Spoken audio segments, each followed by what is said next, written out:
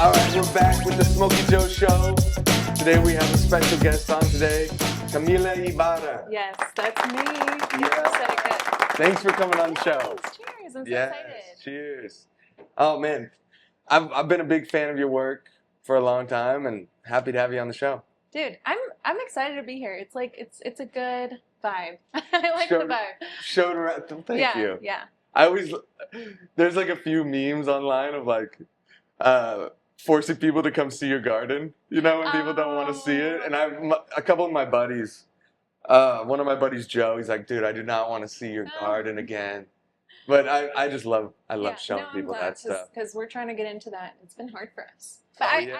I was driving here and I was like, I need to ask him about his garden. So I'm glad you just like went straight to it. Dude, I love to talk about it, so Yeah. I'd be happy. I would be But happy it's to also, help. like, of course, you'd love talking about it because there's so much that goes into it. Like, you better Yeah. have other people recognize what you're doing. There is it's so much, and you'll like get one plant down or like a Right. certain vegetable or something, and then you try that same stuff on a different plant, Mhm. and it totally It's doesn't hard. work, or like the soil needs to be different, and Mhm. I don't know. I just find it to be so fun. It's kind of like art, or like most of the things I like. They don't have like you can never become like beat the game Yeah. in it. You know, you can Right. always get better. There's always Right. new Yeah, things exactly. you can learn. And I always like that, and it's Mhm. fun to grow your, especially right now with the. Have you heard about like the veggies and fruits that are giving people like a parasite? No. Or it's making people have like crazy, Really? Right now, specifically? just blowing up. Yeah. I have heard of that. It's Yeah, making I people have. blow up. And I guess it's like they're like saying to not eat fruits or vegetables, which Oh. is like, What? That's crazy. yeah, it's like that's gonna be bad for you, you know? Yeah. I wonder if you're like vegan too, or Oh my God. vegetarian, you're like, what do I eat? Yeah. So, but the Yeah. other thing is like having a garden, especially in like, well, Arizona, at least you can have it all like a lot of the year. The summer things get cooked, but Mhm.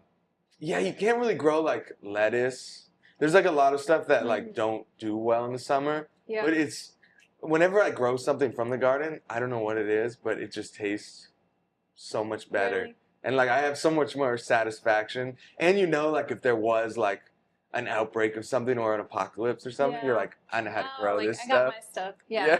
I'm good. Yeah. Yeah. Greg and I think we're just growing like chilies and stuff right now because I'm pretty sure that grows well in the heat. It does. Yep, and they do. it's our first batch of like trying to garden. Well, second because the first one they all just didn't work out. Oh, But anyway, we're trying. It's hard. Is it in the backyard? There's some in the front yard. We're just trying to find like a good place, a good spot for it. So there's some in the front yard, some in the backyard. Nice. Yeah. Nice. Do you have them in planters or Some of them. pots and Yeah, stuff? Greg's kind of taking the lead, but like, yeah, some of them are isolated in the planter, and then some of them are just like in a garden bed that was there when we bought the house. Nice. Yeah. Nice. So I could talk about this forever. I know. I got to start like a plant show because I could talk about this forever. You should. Well, I have this vision with this show, and this will be the last thing I talk about before we go into your art. But I have this vision for this show is my main focus was like talking to like all the artists here that like I really like and like love their work, and then like to get more of their background, because I think like even talking to like Antoinette last night, like it made so much more. Like it made me like her art. Like I already liked her art, Right. but like hearing more about her and like those things like make you more connected to an artist. 100%. And Yeah. it's so hard, like personally, and maybe I'm just speaking for myself, but it's so hard to go online and be like, this is my story, just talking to your phone. And so like, how can I get these stories out? And also having this show is just fun. Yeah. It's something I like. But my plan, my hope is that one day I can, once I get the Arizona artists, then I'll branch out to like others, and then maybe like I could start a new series of like plant talk. Because there's a guy that owns like a grow shop or like a plant shop down here, Tony. He's awesome, and I would love to talk to him. And then there's like musicians, comedians, like who knows where it'll go, but there's so many like forms of art. yeah. And I think, it's probably, it's cool that you're starting with just like people that you're familiar with because you're like so present in the public art scene, I guess, like murals and fine art and stuff. Yeah. Yeah. So you kind that's of have to cool. start with a You niche. familiarize yourself with those people. So that's Yeah. cool that you have them. But like art comes in so many forms. Yes. Like woodworking, like we were Yes. talking about earlier. Yes. You know, I Right. think artists just like there's so many types of artists in this world. It's so fun to kind of like dissect Yeah. why we think the way that we think and live our Totally. lives the way we do. It's Totally. And I think there's like a lot of crossover fun. too, you know? Like Yeah. I watch a lot of I don't know if you like stand-up comedy, but Yeah. I just watched one in LA that was really fun. Oh, you went to a Yeah. show? Yeah, at the Improv in LA in Hollywood.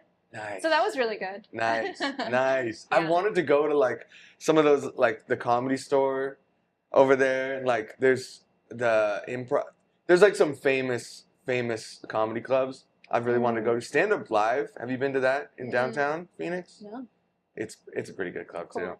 But yeah, I've just always loved stand up, and there is like there's way more stand up comedians that have like podcasts or shows than like artists and painters. That's true. But there is a lot of like crossover in the sense that like it's all on you. You know, you at the beginning like you have to do all your own marketing. It's kind of like a grind, and you work on things so hard sometimes to only get like a few posts out of it, and then you're like, all right, now I'm on to the next thing. Right, exactly. You know? Like that chapter's closed, on to the next. That's how I feel too with my murals. Yeah. Yeah. And like I don't know about you, but like you're doing huge murals now. Like when you started, did you ever imagine you'd be doing that size of murals? No. Because you did one at a huge for like in Tucson, right? Yeah. You live in Tucson now? Yeah. Okay, yeah. I moved back. I grew up in Tucson, and then I moved to Phoenix for college, and then I worked here for a while. So I was here for like 7 years. Okay. And then I moved back to Tucson like 2 years ago. Oh, okay. Yeah. Do you like it? Yeah. Like it'll do for now. Yeah. But I'm interested in figuring something else out. Would you want to move to different state? Yeah. Yeah. I just don't know if I want to live in the United States, period. But I also don't know where I would want to move. Like, there's a lot of research that I need to do to be able to, like, make that decision. Yeah. Especially because nothing's taking me anywhere at this point in my life. Like, it's myself that has to make a decision for myself, so. Yeah. Yeah. Do you feel like, did you live in Arizona your whole life between Phoenix and Tucson? Yeah. And I've also gotten the opportunity to like travel the United States pretty well. And I think at one point I just felt like everything was kind of the same in the United States. Yeah. And once I started traveling internationally, I'm like, oh my gosh, like it's just such a beautiful world. Yeah. So I don't want to limit my options to the U.S. Well, yeah, and like the U.S., I mean, there's some great spots, but yeah, you're like, you don't have that same excitement of like when you're in a different country, like even just going to like the gas station or like a grocery store is like, it's so different. Totally a different experience. And that is such a cool experience. Like here, it's like everywhere you go, there's a Costco, a Safeway, you know, pretty similar stuff where like we were just in Thailand in November or October, November. And like everything you do is like, it's so fun. It's such a different culture, different experience there. Like just even going to the 7-Elevens there are like so sick. They're so like a 7-Eleven here. You're like, all right, they got Slurpees, but in and out. It's like you wouldn't go there for like as a destination, but like that's the 7-Elevens in Thailand were like so cool. What the heck? I can't even imagine. I'll have to look it up after. That's hilarious. Yeah. Yeah. So Tucson, you like it, or you're just living there now? Family's over there? I mean, my family's there, and I really love my family. Like, it's just, I guess it's more comfortable than anything. Yeah. And right now, I mean, as an entrepreneur and an artist, it's kind of like, it's hard to move somewhere else because like I've established so many connections and like, I guess just networking where I am. So like the idea of moving somewhere else, it's kind of like I'm starting from scratch, it kind of feels like. Yeah. So that's a bit intimidating. But there are artists out there that like they travel and paint murals. So I'm trying to figure out like how I can do that and not limit to myself in just like one place. Yeah. Get one of those big vans or whatever and travel across the country. Yeah, exactly. Like, or just have someone pay me to go where I need to go to paint a mural. Yeah. So that's a goal. There's always, we're always trying to level up as artists. Yeah. So I'm trying right now. Have you painted any in different states? And I was in like Philadelphia for a little while when I was Sick. in school, and so I was sent there for the summer to do like a research program, and then in their office I got to paint a mural. But I mean, it was free, and I was like an entry-level artist. Yeah. But yeah, I guess I have one there. That's cool. I think that's the only one that I have like that's outside of Arizona. Oh, okay. Yeah. It comes with a whole bucket of new like issues. Is like, where do I get, like, unless you're using like Home Depot paint. Yeah. Like Home Depot is pretty much close to everything. But if you got to get like spray paint, you got to make sure there's a spray paint store next to you that's fully stocked. So you might go to like some, smaller town and they might not have a spray paint store, or you got to go to Michael's and spray paint's like, what, $14 a can there? Yeah. And that's so true. I forgot about that. I was using spray paint for a while. I kind of just use like acrylic paint now, but I remember I'd always have to, in the middle of my workday, I'd have to like drive 30 minutes to the closest place that had what I needed. Right. And just so for like crazy. One color. Yeah. Which sucks so bad. Yeah, that's a hard one. Do you usually use acrylic paint, or do you use like latex or? Well, yeah, latex, Yeah. acrylic, for the most part. Yeah, Nova Color is a good one. Have you used Nova Color, or do you? I haven't, but I've heard good things. I've heard a lot of good stuff. Spray paint? No, I really like brush stuff. Okay. A lot of like the indoor murals I've done. I did look like the poker one. Yep. That one's like mostly like latex, like wall paint, bare, like that paint and primer one. I actually really like that paint. I think that stuff's great. That one, and then I'd use a little bit of airbrush on that mural. Cool. Because the airbrush for like little stuff, it's very nice for that. And spray paint inside just is rough. It is hard. It's smelly, and you gotta spend so much time masking, and it's not the best. But the Nova Color is good though. Really good, but you have to, and then that's another thing, you have to order it from California, and then usually you don't know what colors you need until like the day before the project. So then you have to pay for expedited shipping, which is like hundreds of dollars extra. I get the pain. Feel the pain. Or I show up with so much extra paint, which is such like a bad thing that I do. But I never want to be there and not have what I need. I'd rather have too much. But I'm like trying to pick the battle there, because I used to stuff my car. I was like, I'm not forgetting shit. Like, I'm gonna have everything that I need. But then it was like, I get home, I'm like, I don't want to unload all of this. Like, I don't want to pack it, I don't want to unload it. So trying to find the balance between like taking what you need versus like just having extra. Working on that. Yeah, absolutely. Yeah, it's tough. It's tough.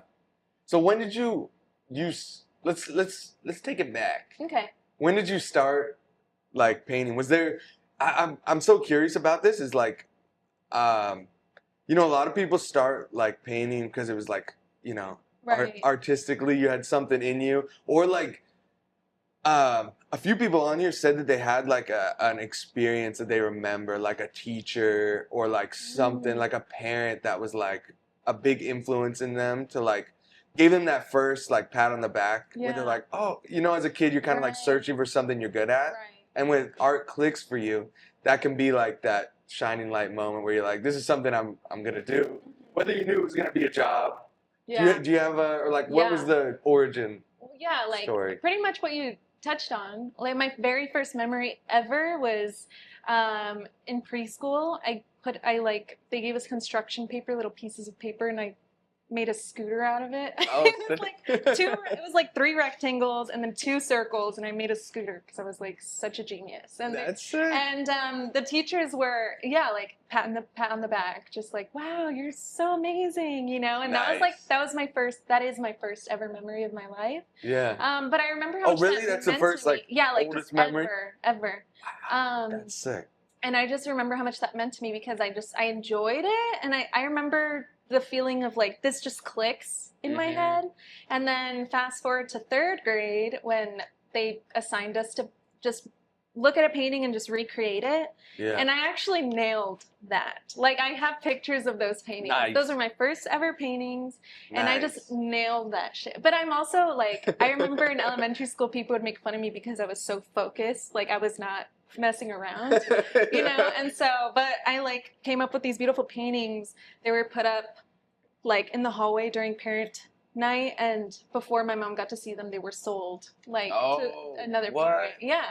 So you were already selling paintings back then? My first sold painting was third What? grade. Yeah.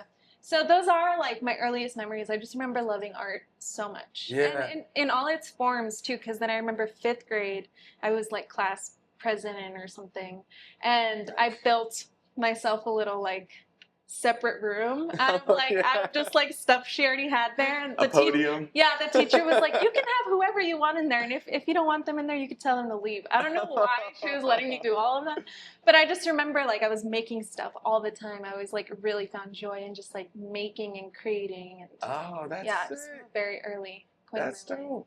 And when did you find painting?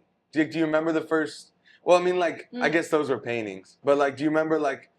I guess those were like the first ones that you sold. But was there a time like, I know for me, like I liked drawing. Yeah. And then I kind of was into painting. But then there was a time where I'm like, all right, I'm gonna like do this more often.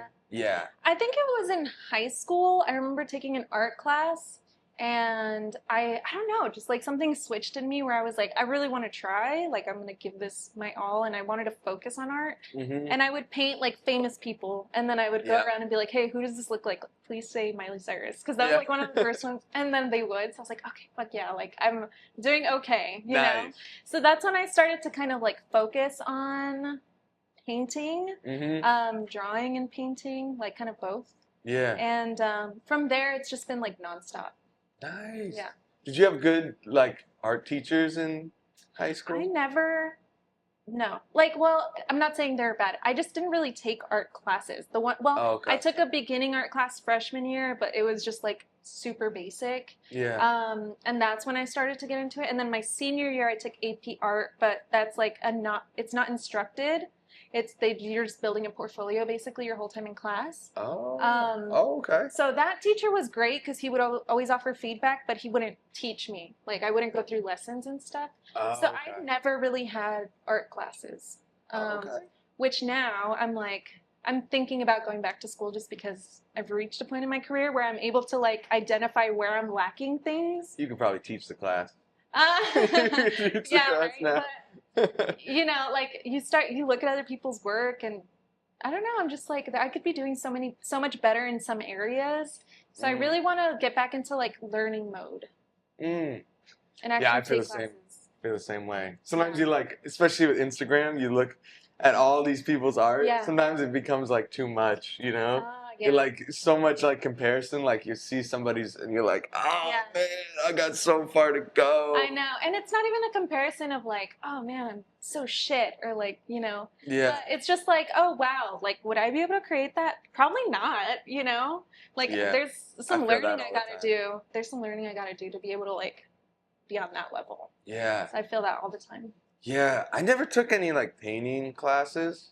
But I did take in college. I took like a elective, which was like a figure drawing class. So like people would stand in the middle and like you draw, or there was like little like shapes they'd set out. And it was such a peaceful class because like all of the parts of college, it's like people are talking, it's like busy, and like it's just fun. This class was like perfect. I said it. I think it was like at like 11 in the morning, like twice a week. You just go in there and it was quiet. Right. Yeah. Just I would go in there and just draw, and it really like. I honestly, I need to brush up on it again. But I remember at that time, like the fundamentals of like drawing like body shapes and like proportions. Yeah, all that stuff. Like I really dialed in, and it had to have helped.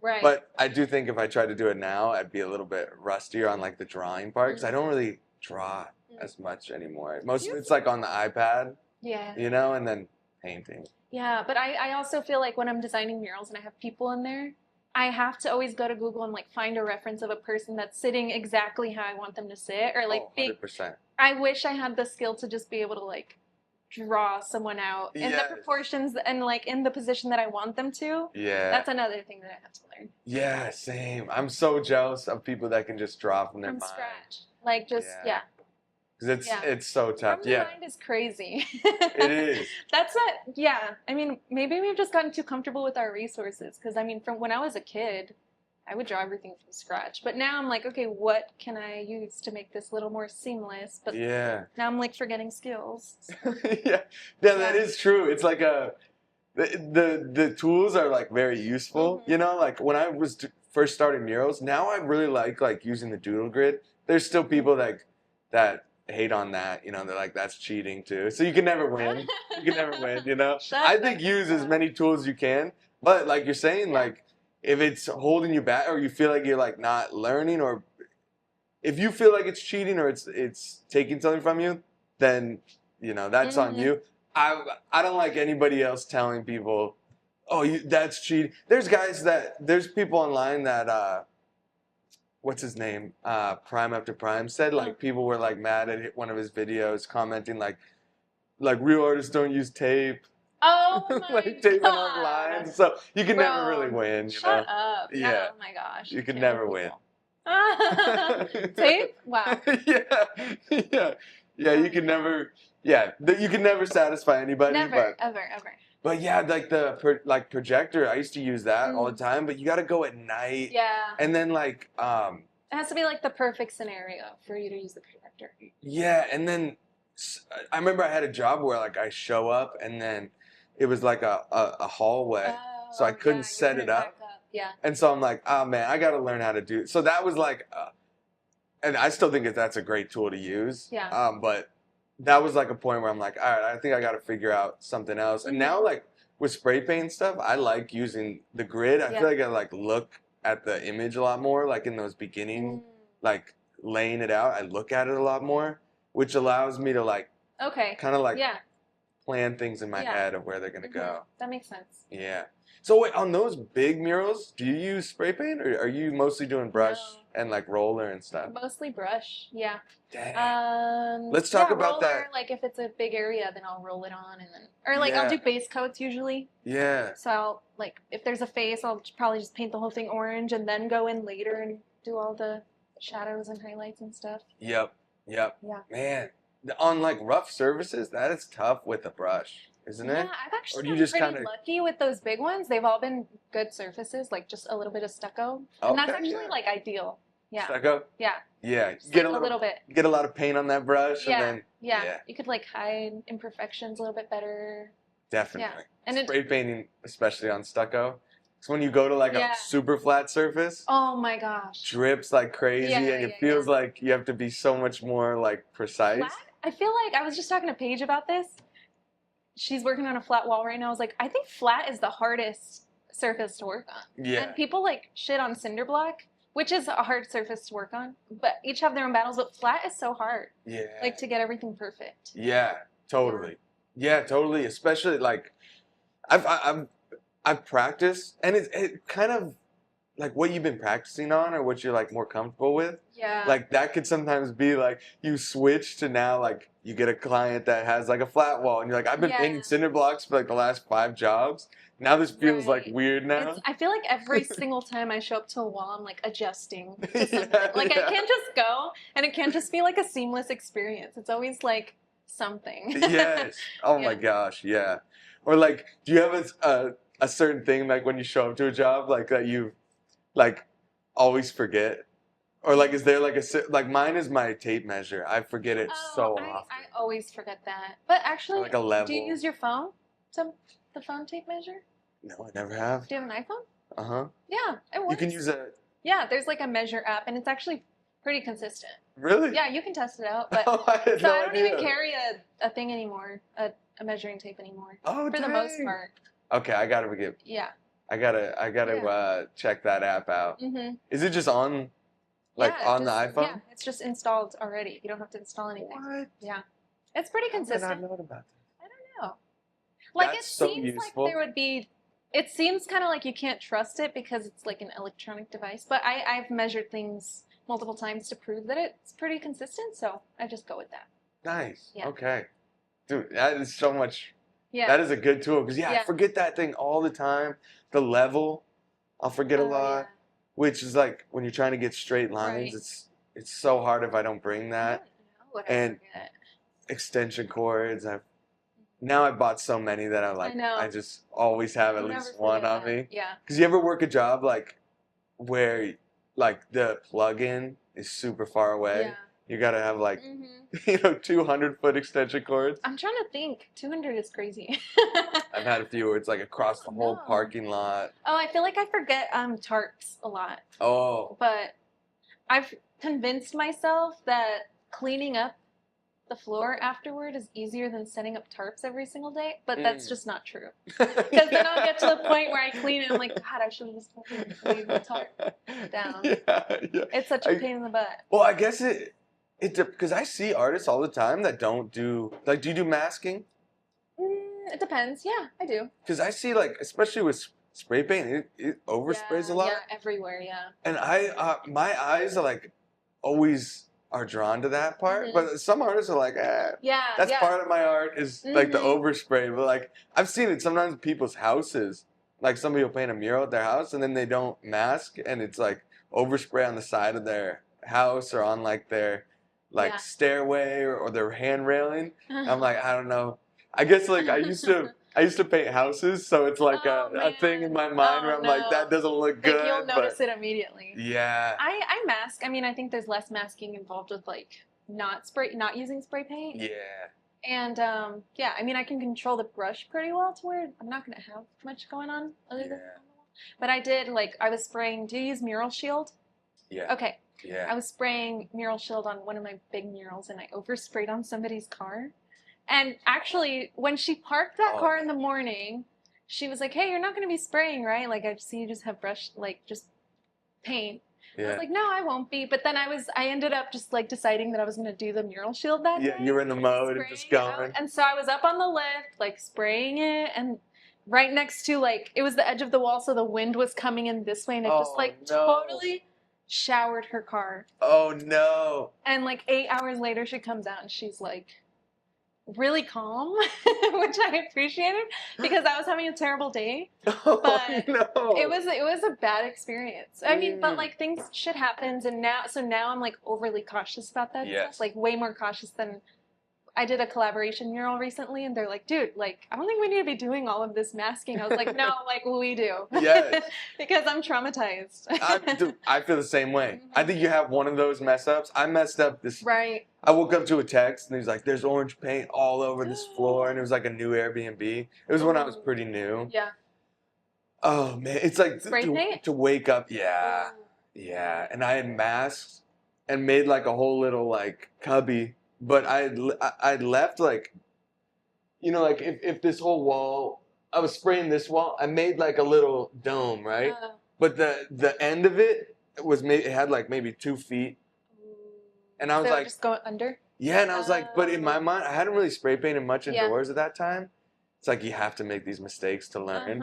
And, yeah, you do. And it was dark. Or like this, it was a new garage. They were like changing the whole garage for this Airbnb, so there wasn't that great of lighting. So I was just using like my floodlights. Yeah. So you can't really see, but man, the worst text to wake up to. And then I get there, and it was this was a whole brand new spot. So it had like this brand new like a fake like tile floor.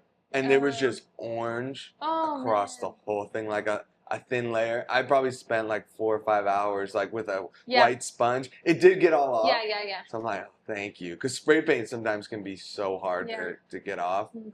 But yeah, you have like one of those. Yeah. What did she say like with the car? And like, I wonder what Mural Shield even looks like on a car. It's just like, you can't see it, but you just feel it, and it's just kind of, I don't know how to explain it, but it's just really bumpy. Like you know where each little particle of that spray is on the car. And it was a nice car. It was like an SUV Lexus something, like a brand new. So. Oh no. Oh my God. And would you? Like my business insurance lady that I was using at freaking State Farm. Yeah. She, I had a hard time with her. But anyway, comes out that I actually didn't have business insurance when that happened. And so I told the lady, I was like, hey, this is I'm pulling up my State Farm app. I'm not seeing my insurance, but I'll text you it later tomorrow when I get a hold of her. Yeah. She's like, no, you're not insured. I was like, well, now I have to pay for this out of pocket. So I just detailed her car for her, and nice. Luckily she was receptive of that.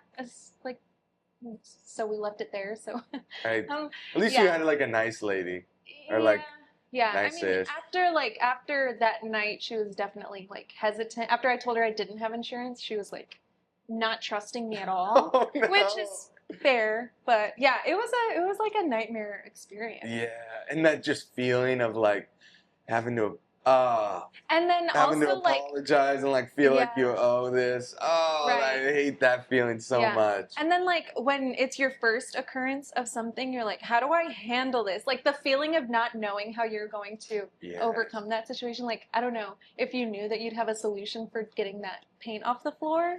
Like you're like, is this even gonna that come this is off? gonna come off. Yeah. Yeah, because yeah, I didn't have It makes it even insurance. more stressful. Yeah. I didn't have insurance then. Yeah, you know, and like exactly. Yeah. Yeah. We learn a lot along the way. Yeah. Oh my gosh. Yeah, those things they just teach you to like I'm gonna go overboard. Yeah. So that way I'm not gonna have any more. Not gonna have any more. Because if you've been doing these huge murals, so you're up on lifts. Mm-hmm. You ever kick a bucket of paint off? No, I haven't yet. Or Well, you ever use a sprayer? Yeah. And the wind is crazy. Is that what like, you're getting at? Knock a, because like the sprayer. I've never knocked anything off from there. Oh, you haven't? Okay, good. No. Oh, good. I don't think I've had any bad experiences with the lift. Other than like I let my assistant on it and he's so energetic and like not careful. Yeah. Which is fine. Like he gets work done, but sometimes I have to be like look always make sure you're not gonna hit anything. Yeah. He goes up and knocks a light pendant off the fucking wall and I was just oh my god. No. So I guess that's the only incident that I've had on a lift. No. Yeah, because those things you don't really like. You can get into just like a mode of like, I'm just at work, not realizing those are like, I think they're like 15,000 pounds, some of those lifts, and maybe even more. Like they're like super heavy. Were you the one who cracked concrete? You cracked concrete, right? Oh, yeah. Oh my god. Yeah, cracked concrete. So got this lift stuck twice. But to be honest, I usually let them, like most of my jobs, I've never actually ordered a lift. I let them do it because then it's like on them. Okay. And I've never, but they ordered the wrong lift. Oh. No shade on them. I think I could have, hindsight, I could have explained or like showed a picture of the lift. But I didn't know. I thought that they knew. But yeah, they ordered like an indoor lift, and so we were using that outside.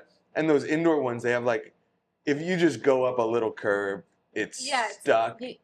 And that thing is like so heavy that we like tried to have a truck pull it out. The truck was just not moving. We had to get a whole crane to come pick it out. Yeah. And yeah, the oh my gosh, the cement cracked. Yeah, I won't tell. That's so like defeating. Like I'm just trying to paint. Yeah, exactly. You know? Yeah. That is just such a burden. It's so bad. And those things, like if you hit like the corner of the wall, it's stucco is standing no chance against those. Like, cause when you're working, like you've used the big boom ones, right? Yeah. Like with the. Those are fun. It's so fun. Yeah. It's so fun, but those like you'll sometimes like lose like your direction about like you'll be close to the wall and then you lose like the direction of like, wait, is this way going further or going out or is this way going in? And when those things move, like there's like maybe a foot or two where they just go. Yeah. It's like they pump. They're just like bam. Yeah. I've had to like write with tape of like this direction's out, this direction's in because because I've known people that have hit like stucco and it'll crunch. Yeah. And then what do you do? Like, that's 1,000, out of your profit. Right. Yeah. Oh, it's a nightmare. Those things are weapons. When I was painting at the hospital, what mural did you paint at the hospital?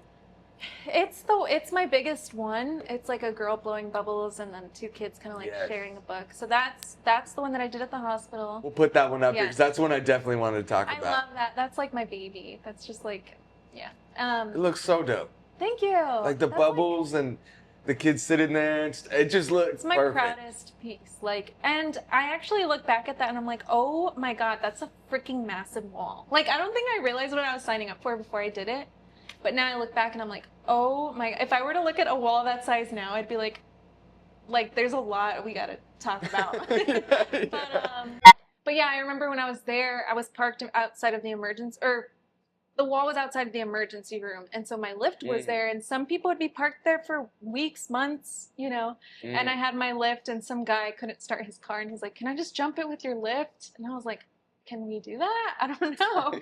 But he's like, "Let's just try it." He knew exactly what to do. I was like, "Wow, this lift is kind of neat." Like, I didn't know you could. There's so many things with the lifts. Like, they're just weapons. Yeah. And I thought that was a fun little day. Dude, like lifts in themselves, like I don't know what I have this weird confidence of, like, I got it. To this day, like, even the last lift, because each one is different in a way, like each brand.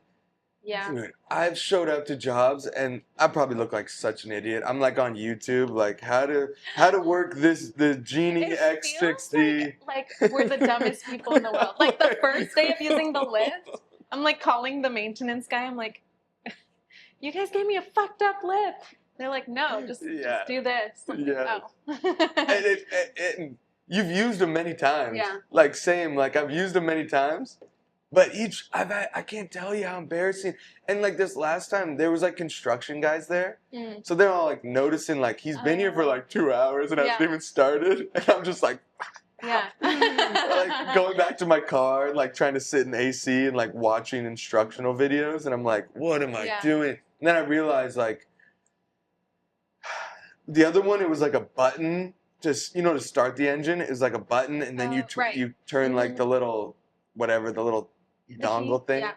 This one, it was 2 little like things that you had to push in, and then it just started right up. Like that took 2 hours out of my start day. But these are the struggles people don't see, you know. Once you get it, it's fun. Yeah. Let's race. Yeah. So we had 2 lifts at the last one that I worked on because we had 3 people and Jessica's husband, so 4 people. Oh, sick. So we had 2 lifts. So it was fun, but we had to like be very careful.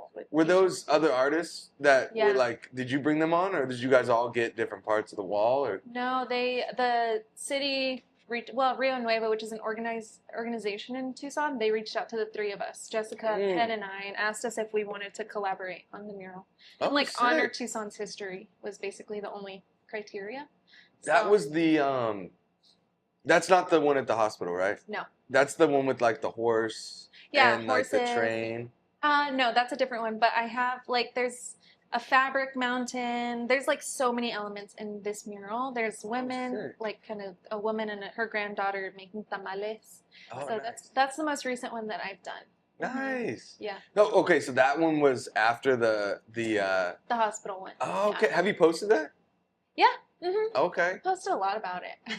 Okay, maybe I'm getting those 2, like the one with the horse and the train. Maybe I'm getting those confused. A lot of them have been kind of like, usually if it's city funded, they kind of just want historic elements, so they maybe just blend in to each other too much. Let me ask you, when you had 3 people, like, was that like a call to artists, or did they just hit you up? That time they just reached out to us. Oh. I know. That's so much better.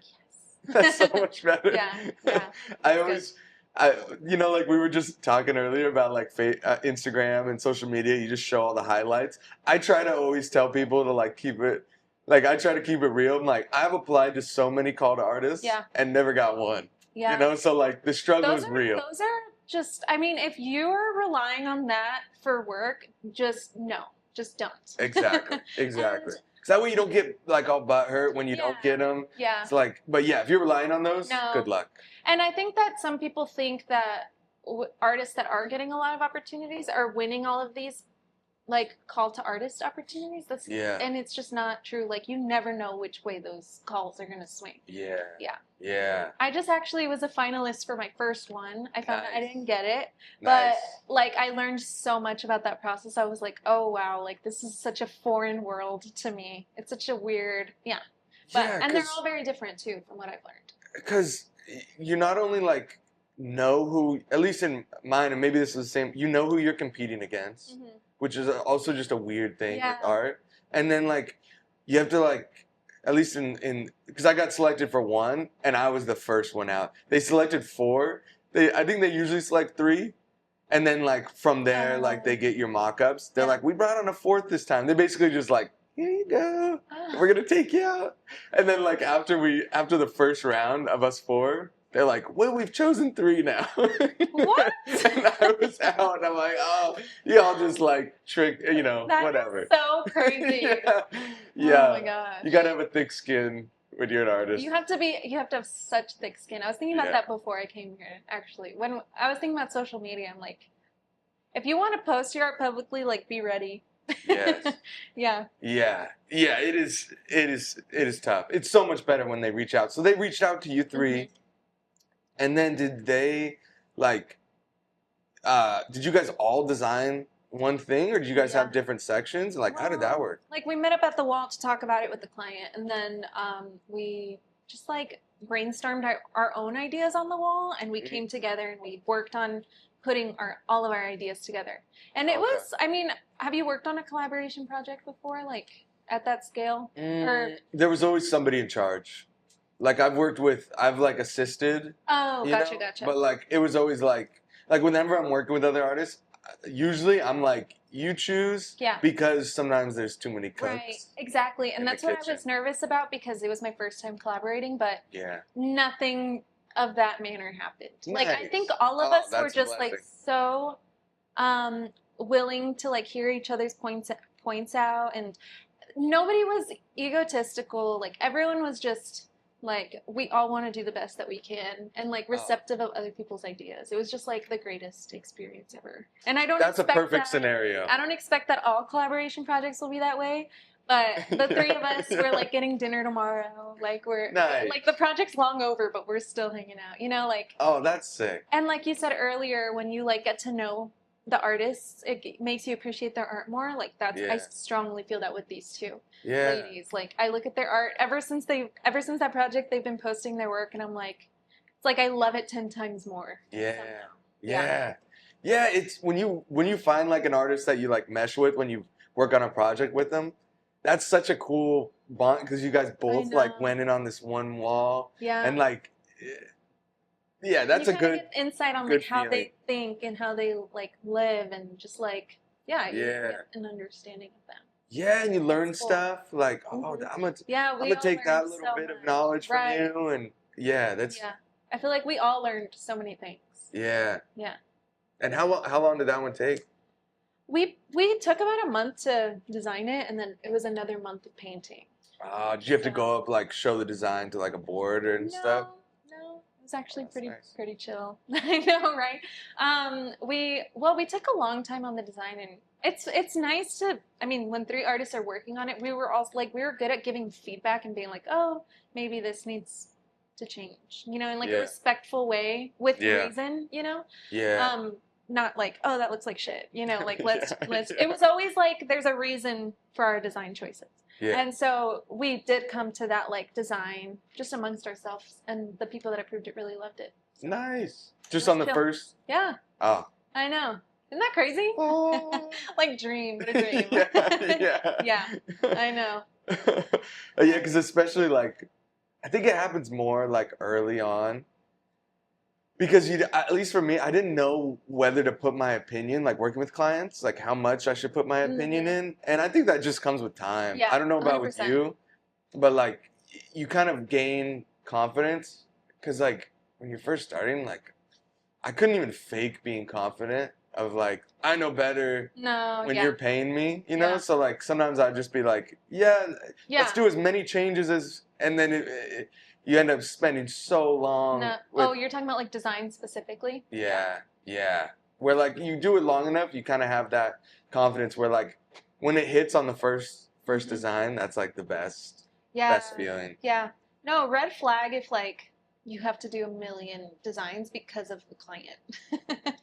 I think that is like an entry-level muralist experience of like not really establishing boundaries and just like trying to just make a piece happen and make a client happy. Yeah. But yeah, there's too many cases of like the client not even really knowing what they want, and then I have to design it and figure out what they want. And it's like, that's taking time out of my day. Yeah. You know? But yeah, I think as you grow into a more professional artist, like, you know what you're doing. And you can speak up and be like, no, that's probably not going to look good on this wall. I can recommend this instead. It's good to be at that point. Yeah, and that only comes with like people will see your work and they're like, she knows what she's talking about. Yeah. When you're like newer, Right. It's like you don't really have proof to show them. Yeah. So you're kind of like, all right, we'll do whatever you guys want. Yeah, it's so tricky because it's like, it's not like being a plumber where you're like, I'm just going to get this. I know exactly what this job is to do. It's like so subjective. And yeah, like everybody has like a different appreciation for art and they like different things, you know? And like different clients, like, and some people like, even when I was starting, like, the vision of like, oh, this will look good, and then once you design it, you're like, no, that doesn't look good. Oh my like gosh. that would happen to me so often to where like, oh, it was so frustrating. And now you get more confident and like you can kind of you just learn to visualize things better in your head.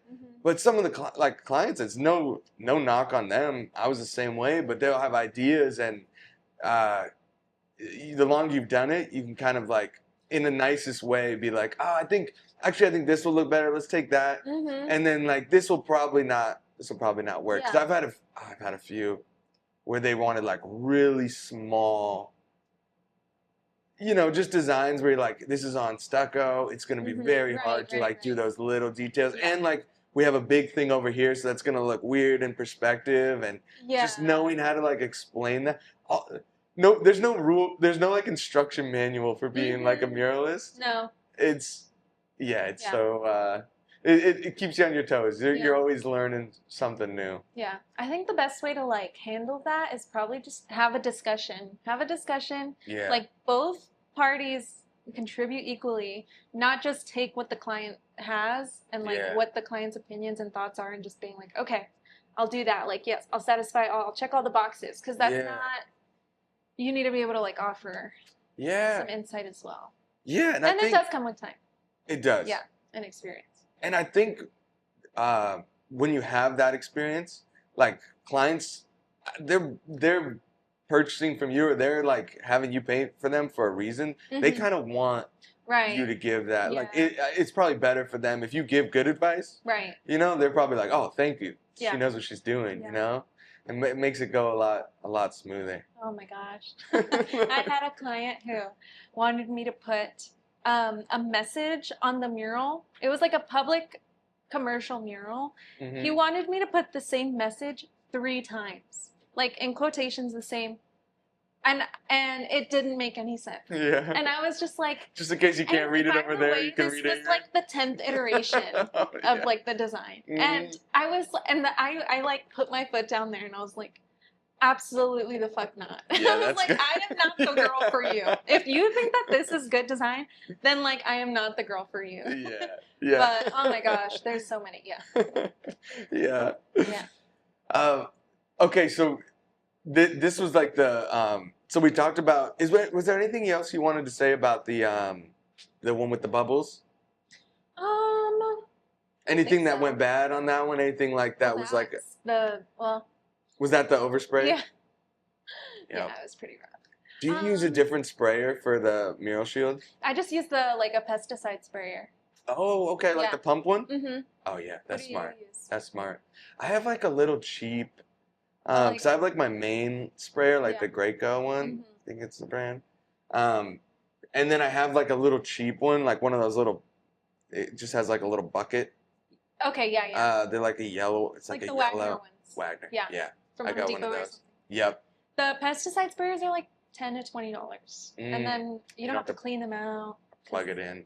Right. Exactly. Plugging it in. It's probably like the least eco-friendly thing that I've ever done in my life, because it's like just waste. But I mean, it's just like it makes my life so easy. Yeah. Yeah. Do you offer that? It's such a pain in the butt to clean out those Wagner sprays. And those Wagner sprays, like, I have a bad experience with those every single time I use them. Yeah. They clog a lot. Yeah. Yeah. Yeah. I usually do offer, the seal. The mural shield seal. Yeah. But I don't do like the graffiti coat is extra. Okay. That's how I find that. Yeah. Yeah, because it takes time. Yeah. It takes some extra time for sure. And it is expensive. Yeah. Like just, especially that size. Like what do you remember how many gallons? Like. I think it was like 20 gallons of it. Oh my gosh. Like two sprays. Oh my gosh. Yeah, that's a lot. Because each gallon is what, like? I think it's like 300 square feet. 250 to like 300 square feet. Yeah. And what are the, I forget how much, because I bought mine from a buddy. I bought 2 gallons of like the Sherwin-Williams mural shield, or like their clear coat or whatever. It works great. Yeah. But I bought them for like $20 each. But I think some of like those mural shield, like just the like gallon of it. Yeah. I think they're like $100, right? Yeah. Or like I think $80. If you buy them from the website, it's like a $130. But I get contractor pricing at PPG. Oh, nice. And it's $99. So per gallon? It saves you like $30 per gallon. Yeah. Okay. So I mean, that's still like what, $2,000 of mural shield that I spent just on one project. Ooh. I know. It adds up. That's cutting right into profit. Yeah, it's more expensive than paint. Like that's like really expensive stuff. Yeah, but at the end, it makes your painting last a lot longer. So yeah, I guess it's worth it. I guess like the one thing I wanted to, like that project was my baby for so many reasons. I think for one, it was like the biggest piece I've ever done. Mm-hmm. It's the most creative freedom I've ever had with a project. Like that feels so good. I know, right? And I feel like I'm really happy with the design and how everything came out, but also like being outside of an emergency room for like 2 months is when I showed up there, it was so depressing. Yeah. Oh. When I first showed up, I was like, oh my gosh, like I didn't realize how depressing this experience was going to be. Like just seeing, why do you go to the emergency room, right? It's never good. Yeah. And then also like people walking by to get to the main entrance to visit people that are in the hospital. So it's like not going to be a great experience. You're just trying to like listen to some Miley Cyrus. Yeah. So it's like, so when I got there, ambulance is rolling through. Yeah. Oh, the first day that I got there, there was like on the wall that I was painting, there's a guy just like head busted open. He's just chilling. I was like, are you gonna go inside? And he was like, no, I'll just get my homie to stitch it up. And I was like, all right, I'm like in for one with this project. Oh, you know? My God. But dang. Yeah, so but then like painting that, it just like the vibe just flipped. Like people would come out and they would thank me for just like uplifting their experience at this like hospital. Yeah. Oh my gosh, I have never gotten so many like wows, like that's beautiful, thank yous in my life. Nice. Other than when I was feeling. Right? And I was like, it's crazy that I showed up here with such a different experience. Yeah. And then just the relationships that I built there, like with regulars, unfortunately, like they would come out and just say hi to me every day and like just thank me for what I was doing. It's like just such a beautiful experience. Like I just that experience was like, okay, I love what I do. Like why would I want to do anything else with my life? You know? Yeah. It was just like such a great, beautiful experience. That's so nice because those moments sometimes like they don't come on every project. No, yeah. You know, those moments of like, this is what I did this for. This is like an affirmation that this is like a good path. It just doesn't. You're not gonna have every day. Not every time, yeah. You know what I mean? But that's so nice. I bet that was just like such a like distraction for those people. Like, whether they had like, you know, obviously they have somebody in there in the emergency room. It's not a fun time to have like this cool mural going up outside. Kind of gives them something to talk about. They probably like took pictures of it, showed it to their family member that's in the ER. That's so cool. Well, there was a woman who would come and take pictures every day, and she's like, I'm just showing it I'm sharing these pictures every day with my daughter who lives up there. Like she's been living there for years. I'm like, that is so heartbreaking. Like that is just like so sad. And but I'm so happy that I can like offer this. You know? Like what a great experience. And when you started painting, you know, like when you were, you know, a kid doing those little paintings, you never imagined like that it would have that impact. No. That seemed like such a faraway dream, and now you're doing it. Yeah. And like I can only hope that that's what my art like evokes, like is that it evokes emotion in people. Like I can only hope for that. Yeah. But to actually see it in real life and see like watch people cry as a reaction to my art, and you know, like that is just the world. Like that means everything. Yeah. Totally. Because it's easy to get like complacent, where like some jobs like there's always like those milestone projects where you're like, oh, this is the biggest mural. That always feels good. But some of those in between, like even like a year or so ago, like there's some projects where I've been so happy to get, or like you look back to when you started, you would never even imagine it, but then you kind of just get where you're like, this is my job day to day. Right, yeah. It's hard to get that excitement. Like I remember my first mural, like I charged the lowest price possible. Yeah. I was so happy that they Right. said yes. Yeah. It was like probably 60 feet by 30 for like my first Wow, that's mural. huge. Yeah. On a ladder probably too, huh? No, luckily they had a lift. Oh, wow. They had a little scissor lift in there. Oh my God, No. 30 feet? Oh man. Yeah, it was in this That's pretty tall. warehouse, and I'm thankful that for them to this day. It was electric e-bikes, and I did so many murals for them, and I actually ended up doing one for free because I was so thankful because they gave me so much like practice in the beginning. That's cool. But like, I thought 2,000 was a lot for that. Dude, I remember my first my first mural I charged was like $500, and my pitch was so like this poor girl, like yeah, I was like, I was like, please, like, I'll do it for 500. Other people would charge 1,000, by the way, but I'll do it for 500. But like, no, other people would charge like 10,000 for what I did. But it was a good experience, and they treated me well, and she gave me a good tip, probably because she felt bad for me. But yeah, I remember like it was when I was in college, I would show up and I would be so happy to be there, like so happy to just paint, and like so happy, like if someone came and saw my work, I'd be like, I hope they like it, like just so exciting. Yes. Yeah. Like driving home after being like, I'm finally working on a mural job. Right, You're just like, woo, yelling like, out the window. Ice cream. Stopping for ice cream. Yes. So Yeah. You're just so stoked to be like, I pursued this thing and I'm living it. I'm like, now I'm a mural artist. And then like now sometimes you'll be working a job. It's like your art level is so much better. Everything is like way on paper, way better than that. But you kind of get like, right. So that's why it's so nice to have those experiences where people like show you love, they appreciate it. You like have those moments of like, this is what I'm supposed to be doing. Because I remember, I remember why I wanted to do this.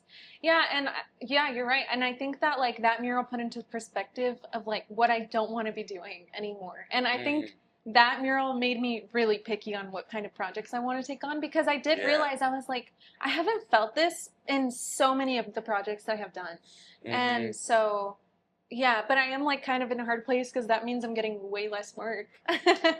So that's something that I'm working on right now. I'm like really light on work right now, but honestly, I prefer that over just taking projects that like suck the life out of me. Yes, so 100%. I'm in the same boat, and it is hard because sometimes you're like, all right, if they want this price, if they're willing to pay this price, I'm like, all right, well, I'm happy to do it. I'll do a great job for them. But the ones where you have creative freedom, like it's usually gonna turn out way better because you're like, your mind is way more into it.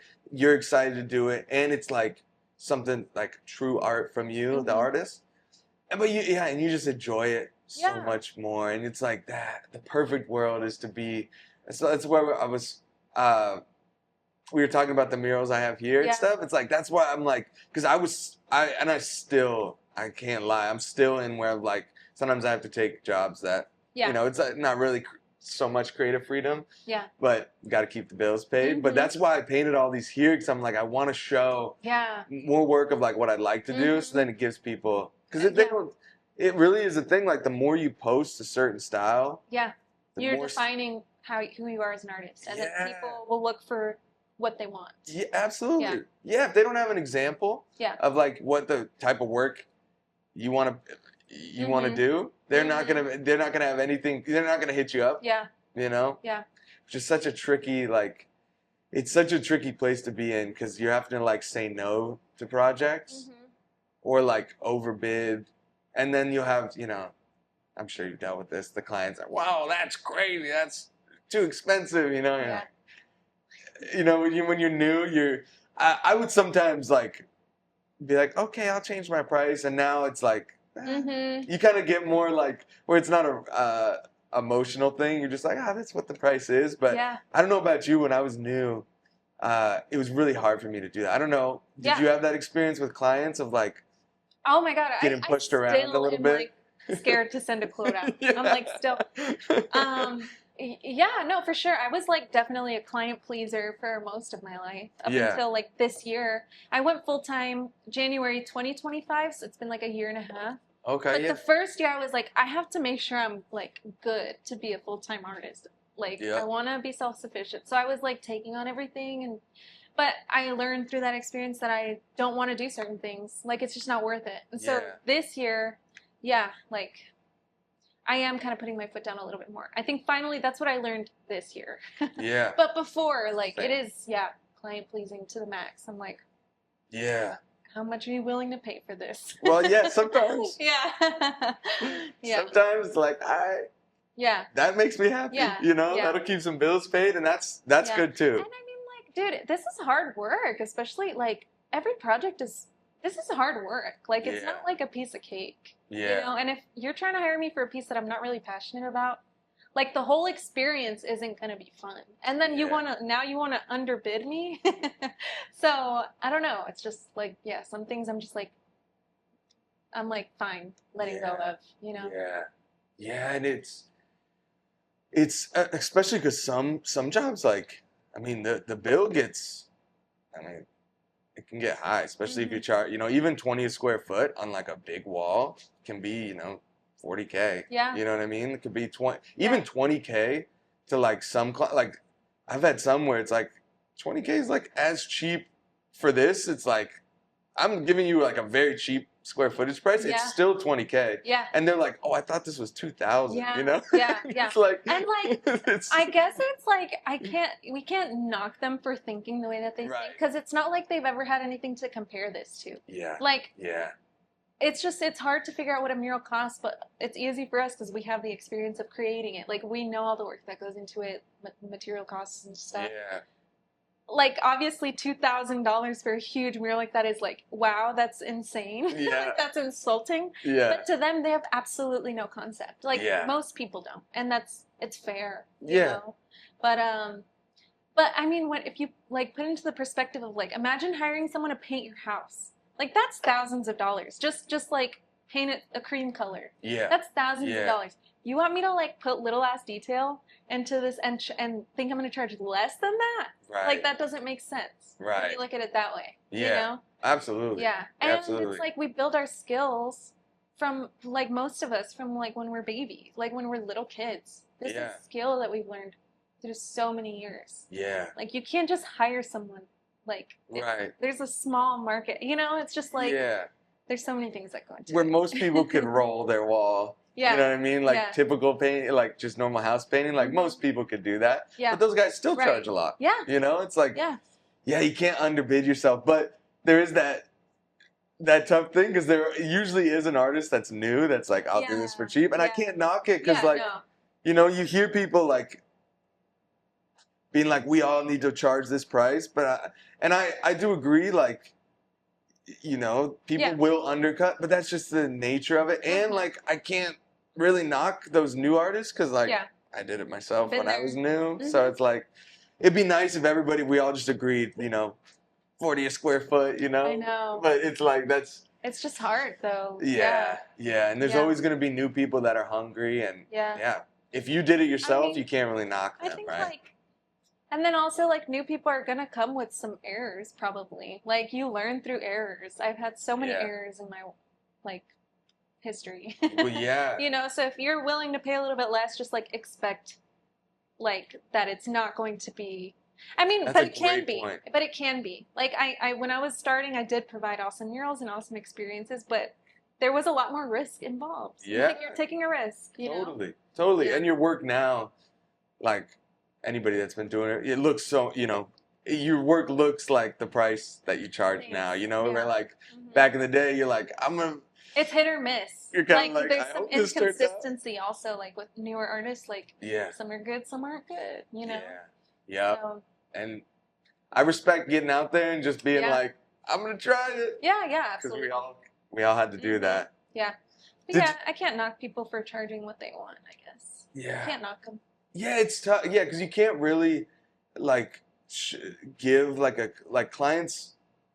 They can't really see like a pricing sheet because each mural, which makes it difficult in itself. It's like, Yeah. because some things like you can't really charge square footage price. You know what I mean? Because like if they want something super detailed but like small, you know, you're like, I can't really charge square footage price for that. Or like if they want something that's just like lettering on a wall, but they don't want you to do the background. It's like it's hard to. There's a lot of things that's like it's not just a flat price, you know, and then different styles. Like, oh, I want this style, or like, can you, you know, certain things take way more time than others, and so it's not. There's not like a one size fits all, which that only comes with time too. Yeah.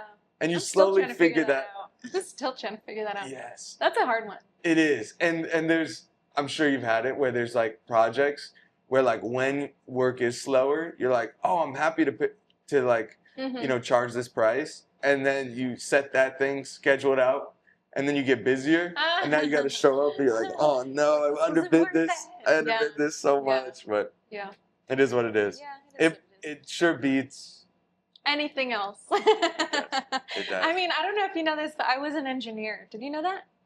I think the first time I met you, I was at Just Blaze. Yeah. I was an engineer, and so I was just painting on the weekends and like after work. So I'll take any mural project. I will take any mural project. Yep. Yeah. Yep. I feel it. I worked a desk job for a while. Oh yeah. It was good because it gave me like, you know, money for when like my murals could have definitely not paid the bills. I don't even think I was painting murals at this time because I started with canvas, but yeah, I had to at that time. And I don't really knock people. I think like you shouldn't be if you have to be poor, like go get another job. You know what I mean? Like it's better to have some money and then you're able to be picky with jobs because like those first years you go like full time, like I was taking projects where I'm like, oh man, this is, you know, not exactly what I want to be painting. And looking back, it was a good time to quit that job, but I don't think there's any shame in having another job and then no, not at all. Painting as well, you know. I agree. I'm actually like looking into that right now. I'm like, I should probably get another job. Like, it's nice. Multiple streams of income. Yeah. I think that's good in anything. Yeah, and I think for me right now, I just like we paint murals by ourselves usually, unless there's like it's like two people on a job. But like I feel like I'm alone 24/7, you know. So I'm like, I should probably get a job or like do something with my life to get some like social interaction in there. I feel that. And then also like painting was my main hobby, and now it's like my life, and so. Yeah. Now I'm like trying to figure out what to do as like a hobby, like just trying to bring more life into my life. Yeah. But I'm like, I'll probably just get a job at a coffee shop or like probably just get a job doing something, you know? And like sometimes I think about going from an engineer to like being I don't know, something. And I'm like, now I can't like look at someone who has a job and be like, oh wow, like you have a job, like you're not a full-time artist yet, like you have a job, like no, like that's cool. I don't know. Get your money, awesome. Get your bread, you know. They don't want to be you know so because there is like a stigma to be like full-time artists there, and that is a thing that just is in the air. It's a cool thing, you know, and it's kind of something you want to work towards, like especially when you're first starting. But I think that can hold. You don't want to be poor. You don't want to be broke. You don't want to be broke. Yeah. So there's no shame in it. I feel like you know, there is like an idea of like that it's shameful. Yeah. You know. And honestly, like I'd rather, and also like it's entrepreneurship, and so like everything that you do for a client, like you are responsible for, and there can be so much pressure in that. And sometimes like that pressure isn't worth like the jobs that you don't want, you know? Like I'd rather go work for somebody else and like do something chill and be able to go home at night and like not think about it than to take on some of the projects that I do. Like, it's a good balance, I feel like. And what you said, like you started painting because it was like an outlet. It was like relaxing, and then like I remember Price telling me this when I was first starting murals, like full-time-ish. He's like, it does start to become like a job. Yeah, you know? He told me the same thing. Yeah, and when I posted about it, he's like, make sure you find other hobbies. Yeah. And I was like, yeah, I'll figure it out. But now I'm like, fuck, I need a hobby. Yeah. Like, I need like Yeah. a few hobbies right now. Yeah. Hey, gardening. I know. Gardening's a Yeah. good one. Hmm. Gardening's Yeah. a good one. Like, want to get into music or something. And Mm-hmm. also, like, a coffee shop. I'm like, I can talk to people, Coffee shop's not be dope. home all day. And Yeah. so. Yeah, coffee shop. I used to work at Starbucks. Oh, yeah. Like back in Seattle. And it was an awesome job. Probably one of my favorite jobs. Because people would just come in. I think I was like 18 or so, or 17. People would just come in, regulars. Yeah, So you build like a connection with them. Some, not the hardest job. Maybe throwing out the trash is like the worst Right. part of it. Otherwise, you're just like, around. And then you like clock out and you go home. Yeah. And just like You get free you drinks. don't have to fucking think about it. Yeah. For the Yeah. most part. Coffee job, it's a dope job. Yeah. It's a dope job. I'm thinking about that. Okay, so you did that. I know we talked about the one by the ER. Mm-hmm. The other one in Tucson. Yeah. The other one you worked on with 3 people? Yes, that was the most recent one that I did. The most recent one. Mm-hmm. Okay. And then I don't know. Are you trying to touch on the one with the horse? Yes, because that one okay. I don't know what it was, but I saw that one a lot. Oh, probably. Like Tucson, loves murals. I mean, so does Phoenix, but Tucson, like, the communities rave over murals. So like, whenever there's a new mural, like if I hint on my Instagram that I'm putting a new mural up, it's like, bam, like news that's and awesome. like whatever. Because you did that last summer, right? Yes. So I remember it was like you were like it looked like it was really hot out there when you were working on it. Oh my god, it was freaking hot. Well, was that a fest, like a mural fest, or was there multiple? So it was for Tucson's 250th birthday. Okay, yeah. The city funded 4 new murals to like tell the history of Tucson. Do you want some more water? Yeah, thank you. Yeah. And so that was like, I would say, that was like such a pivotal point in my career because that was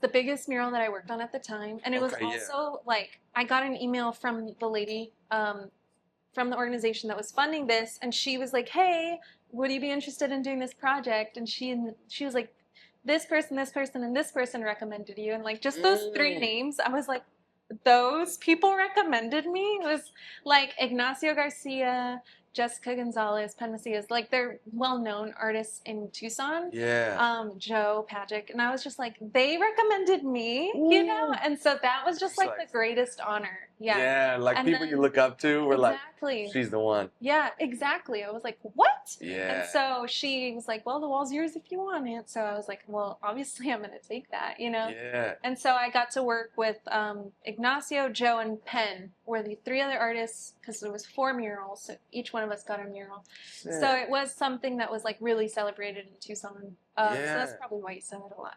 That's awesome. Yeah, that's so dope. Because that was like the first. Was that like the first big one that you did? Mm-hmm. Yeah, dude. I just think that one turned out so cool. Thanks. It was fun. Yeah, I liked it. And the train. And I like horses. There's a horse in there. It's a train. It's like rustic kind of. So yeah. Man, being up on those lifts in the summer.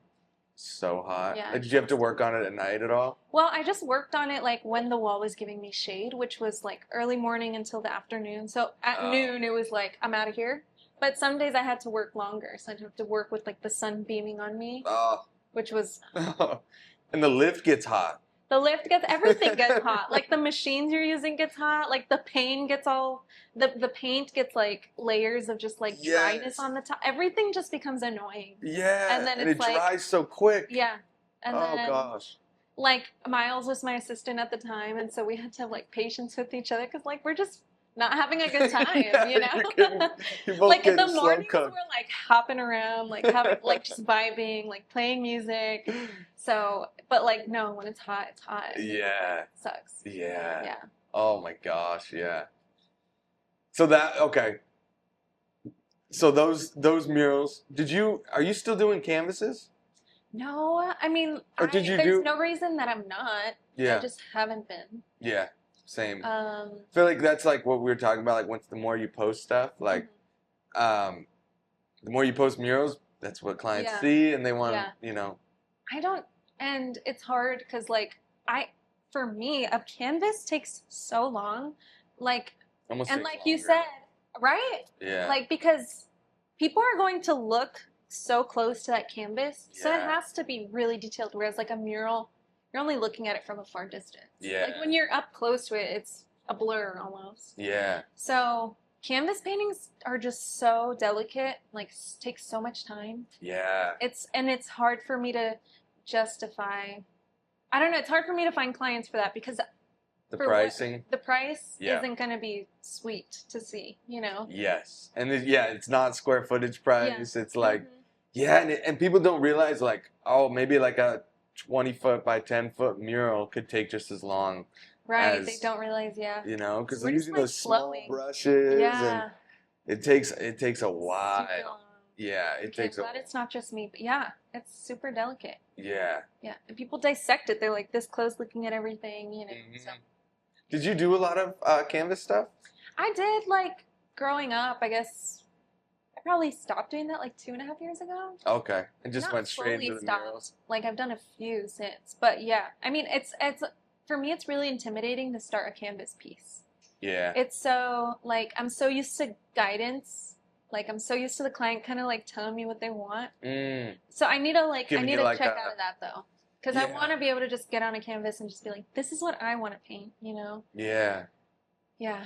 Yeah, canvas. Yeah, I need to get back into it because a good like a canvas that you're happy with is Yeah. it's Oh my such a God, nice it's the feeling. best feeling in the world. Yeah. I remember I was like, I was just doing canvas after canvas at one period in my life, and this was like I didn't have an art room, so whatever I painted was in my bedroom. So I would like be in bed at midnight, ready for the workday tomorrow, and I would like look at the piece and just be like, "Nah, I need to get up and paint." You know, like it was just like, and that's like the best feeling ever. You know, to just be able to go to a canvas and paint. But I feel like the hardest part is starting it.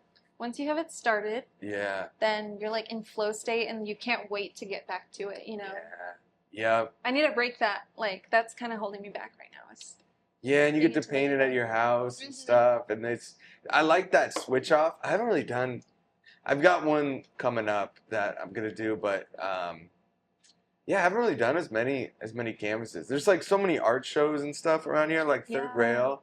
They would have some. Have you ever done any at Third Rail? Any of their shows? They like Rob and Spock and Spock's girlfriend. You know Third Rail on Grand Ave? I don't. It's pretty cool. How old is that place? Gosh, I should know this because they were on here. I think it opened this year. Okay. Yeah. Yeah. Or like maybe a year ago. I moved away like 2.5 years ago. Oh, okay. Yeah. So yeah. Okay. Gotcha. Yeah. Yeah. That's right. But it's a cool gallery and it's owned by artists and stuff, and they just do like these little. They do these shows. They're not little. It's big shows. A lot of people in it. A lot of like cool local artists, but they do like specific events. So like one like at Christmas, like everybody painted on like an ornament, or like different things. They had like a rolling tray. They had coffins around Halloween. Like so, it kind of gets you out. Yeah. I've only done one there. Because it takes so much time, you know. But I want to. And like the pressure, if people know you're an artist, like you better paint something good. Yeah. Right. Yeah. Right. And but it's so fun to like get out of like the normal flow of like just working for like client work, just working for like as like a job to like do those fun projects. I don't know. It kind of like gives you an excuse to. Just fuck around. Yeah, not take everything so seriously. It yeah. feels good. I like for Christmas my family all gets together and this past year we did 2 contests. Like we do like Christmas games. And one of the contests like on Christmas Eve or something? Yeah. We did Christmas games. And so for like the adults the competition was like who can make the best michelada, because there's been so much like shit talk in my family. Like everyone thinks they can make the best. So we established that. Awesome. But then the other one was like the kids would decorate, because they couldn't make that, like the michelada. So their prompt was to decorate a hot cocoa cup. So we had hot cocoa and just like we provided a bunch of things and like paint and whatever. And so we had like 10 minutes. And I participated in that one with the kids. Nice. But yeah, we had like 10 minutes to kind of just like make it fun. Yeah. And I thought I was killing it, dude. Like everyone was like, oh, obviously she's going to win, you know. But I got last place. And I was competing against Dude, I was competing against like my 10-year-old nephew, 14-year-old nephew, 7-year-old nephew. And like I got last place and my mom was just like making fun of me. She's like, what the hell? Like that was yours. And she wasn't wrong. I mean, they did a really good job, but like, or you think they were like, nah, she's a professional artist. Dude, we gotta grade her down. I did a bad job. But like sometimes I'm like, yeah, I'm not on all the time, guys. yeah. Like, I do this for a job. This is like my off day. Yeah, exactly. Yeah. Dude, Christmas time can be like a slow time for mural. I've just noticed with my work, like I try to like schedule something in that, like the holiday season, because I've noticed that time always like dips. Oh, interesting. And it's kind of an expensive. People kind of like check out. Yeah. Yeah. Yeah. And holidays are expensive, probably. So. Well, that's the hard part. Is like sometimes there's been years where like work's not coming in at those times, and then also you have to buy gifts and. Yeah. So I've tried in the last few years to like schedule stuff there. I wonder if that's typical for artists. I guess I think so. Yeah. Like my projects, even if I've had them scheduled, because I remember the hospital mural that I worked on. Yeah. It was supposed to start in early December, but it just got pushed back to January. I think because of the holidays. It's just like a weird time for people. Yeah. Yeah. Yep. This career. Dude, so sometimes you have to work at night at murals. I actually don't. You never do? I never do. Okay, I was wondering because I was talking with Antoinette was saying like she's had some crazy experiences like working at murals or like have you ever had like the typical stuff people say when they come up? Yeah. Have you ever had like weird like do you remember any like weird like when I first did when I did my first mural in downtown Tucson, there's some guys that like patrol the area and keep it safe. Yeah. And one of them, I knew him already from a previous project that I had worked on because like, hey, like good to see you, like glad you're working on this mural. He's like, just keep in mind some of these people that walk around at night like purposely shit by a mural and wipe their shit on the wall. And I was like, no way. But anyway. Like, no, put up a sign, no shit in here. Yeah. And so I was like, what? That's crazy. Have you experienced that? I'd like to say nobody shit on my mural. Okay, yeah. So, but it didn't happen that time. It didn't happen that time. But like, a year later, I'm working on this mural, the collaboration mural with Jessica and Penn. And Jessica comes up to me. She's like, I think there's shit. Some shit on the mural. And I would look and I was like, oh my God, it was like a huge shit. And then just like finger marks on the wall. But it was the only part that was unpainted because it was like halfway through the mural. They smeared it on the only part that was unpainted. It was just primer. Oh, so they had respect for the mural. Yeah, I was like, thank you. Like, that's thoughtful. That's crazy. But it was disgusting. Oh like that. My so gosh. There's that. And Jessica's that might be top of the list. Dude. I was like, that's fucking crazy. But anyway, whatever. It happens, I guess. No, but there's a lot of crazy things that happen. And then just like creepy men all the time. Well, that's one thing. Yeah. I never have to. That's what I'm so interested in that because like I feel like it's so different for like girls that have to do this job than guys because I have to deal. You're like I don't want to get robbed, but I've heard from like. So have you had those experiences where guys come up and just say like it's weird... just annoying because like some of them will pretend that they want to like get my information for a future project, but at this point I can like I know what's happening, Like, text you. Like, can I get your number so I can hit you up for this project? And like, I'll give you my email. Actually, you can go online, search my website, find my email, send me an email. Like, and it's like men that'll come up to me and look me up and down, and all of a sudden be interested in a mural. I'm like, spare me, bro. Like, you're fucking annoying. What's your favorite part of the mural? He's like, oh, you're painting here? Oh yeah, stuff like that. But like, there was a pastor once that was making me really uncomfortable. He's like, can you come paint at my church? It's like, no. You're fucking weird. Oh, he was just like I was like, and you're a pastor, like get your shit together. Like, why are you being weird to me? But and then there was like a really old man once that was like being really nice about the mural, and then all of a sudden he was commenting just about my features, and I was just like, oh God. Yeah, like as if it's not hard enough to have to deal with that. Right. But I'm just like, I don't fucking care. Get out of my way. Yeah. Like, I don't mind talking to people. Actually, when I'm at a mural, I love talking to people. Yeah, me too. Yeah. Some people I know are like just want to focus on their work. I love talking to people, but unless they linger a little too long. Right. And sometimes like it's okay to oh my gosh, I love those videos, like those parody videos. Yeah. But yeah, I mean, if they linger, I've learned to kind of respectfully tell them like, hey, I gotta get back to work. Yeah. But some people don't get it, you know. But yeah, there's that. And then there's also like when I had my assistant Miles helping me on a few murals, and majority of people would assume that he was like the boss, which was crazy. Because he's a guy. Yeah. Which I had no idea that was a thing. Like, I guess if you're working with machinery. Frustrating.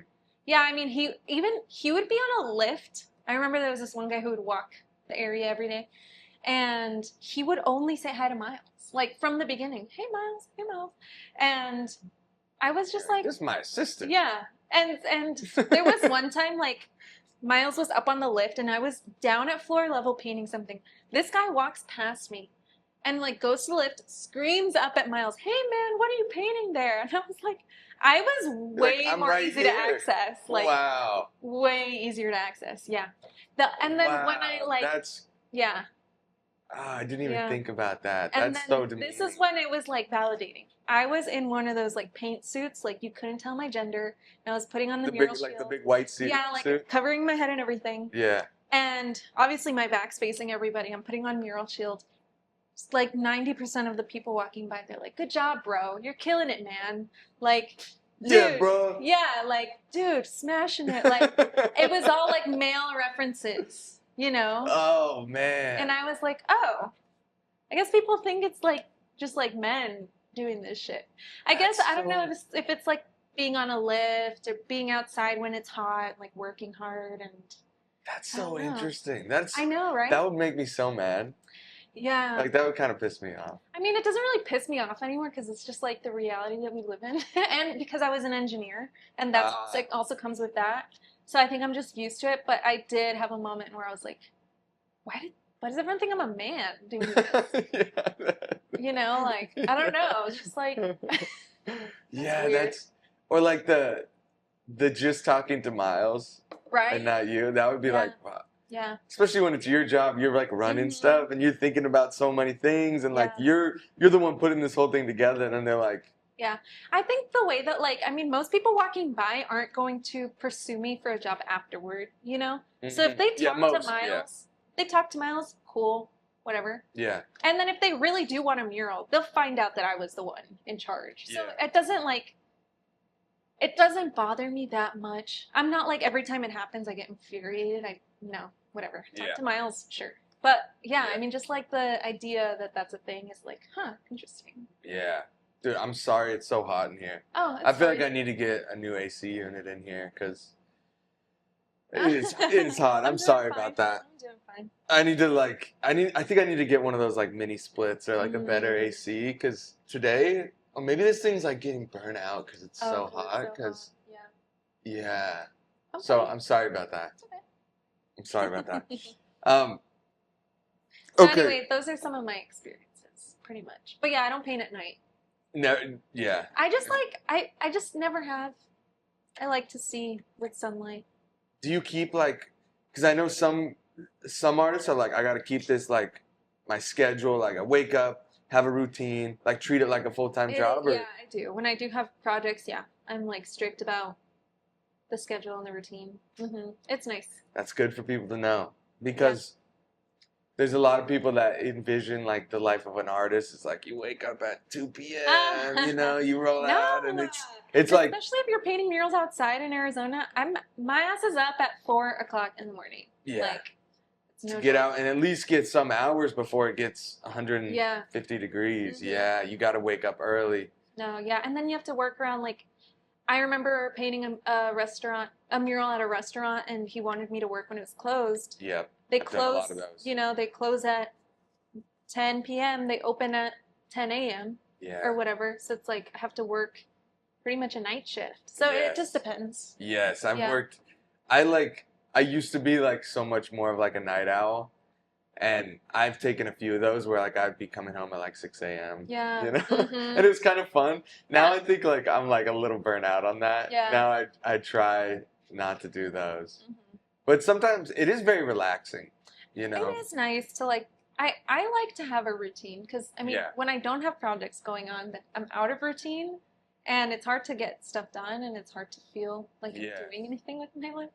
Oh, so dude, totally. When I don't have like a project or I have a week where I'm like, maybe like a day will be like, this is relaxing. I get to go to the gym and then do some stuff. And then I just end up like making things to do. I know, right? I'm just setting up an irrigation line here. Oh my God. Being painting. A homeowner is like, that is so real. Yeah, dude.